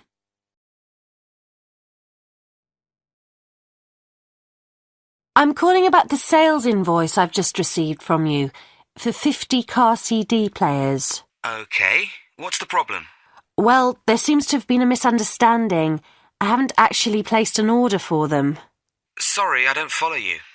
Well, when I called your office last week, I was just making inquiries about the players. Prices, availability. Are you saying you don't want them? My assistant told me you needed them urgently. We've packed them and we're just about to send them off to you. I'm sorry. To be honest, I was getting quotes from several suppliers. If I'd wanted to place a firm order, I'd have given you written confirmation. Your assistant was a bit too hasty, I'm afraid. OK, well, I suppose we'd better cancel the order then. I take it you don't want the CD players? I'm afraid not. We've ordered them from another source this time. I'm sorry if this has caused you any inconvenience. Don't worry, I'll have a word with my assistant. I don't want him to make the same mistake again. Yes, I think you should do that. Well, goodbye for now.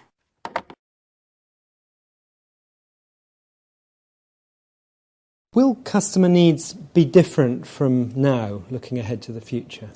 The only constant in the world is change, and that change will happen across all fields in all environments. But there are a number of very significant drivers of change that we're seeing at the moment in the world of consumers. These probably fall into three camps. The first is change in social environment. The second is the impact of technology. And third is a subject I'll come on to about time. Time becomes a very important commodity in our lives and will be more so in the future. First of all, looking at the social needs and the social changes that are taking place. We've seen a very big shift, and you'll have come across this in many news environments, towards more single households, single-person households, where they've moved out of the classic family unit. If you look now at what we would take as the classic family unit, mum and dad and some kids in a household, they only constitute about a quarter of the population in the UK. The rest of it is this mishmash of other people, often in single parent households, single adult households, joint adults, sharing a house but not really cohabiting, all sorts of circumstances which mean that they are adopting a much more individualistic lifestyle. A second change that's happening is the whole issue of what's arising out of technology. Now, everybody has a telephone, and if you go back to last Christmas, something like 20% of children got mobile telephones as a Christmas present. Within 2 years, you will find more than half of all households being able to interconnect with the web. Come on to my third driver, time, which is I think the most fascinating subject of why we're going to see substantial change and the way that business now begins to interact with those more individualistic consumers who have new ways of being able to interact with them because of technology.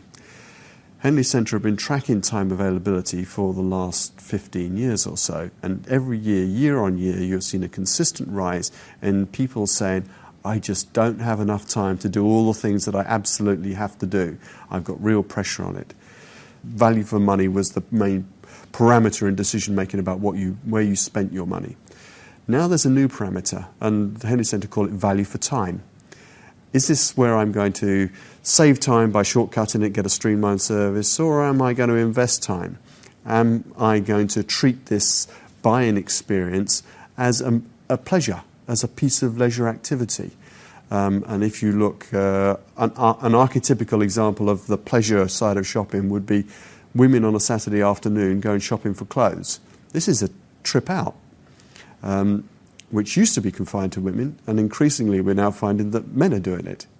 At the other end of the spectrum from trying to find this more elaborate experience is trying to save time. The internet technology enables you to do lots of things that save time. So things like Amazon.com would be there as a means of saving time and money through being able to get you your books more easily, more cheaply by just going onto the web. The opposite end of the same spectrum within the same product field would be somewhere like Waterstones, who are now trying to create a much richer experience of going to a bookshop. So once you've gone in, you don't want to come out of there for 5 hours. You've got a coffee shop, you've got a restaurant, you've got an environment where you would like to spend time and really enjoy yourself, and instead of coming back with the one paperback that you went in there to buy, you've come out with a carrier bag full of books.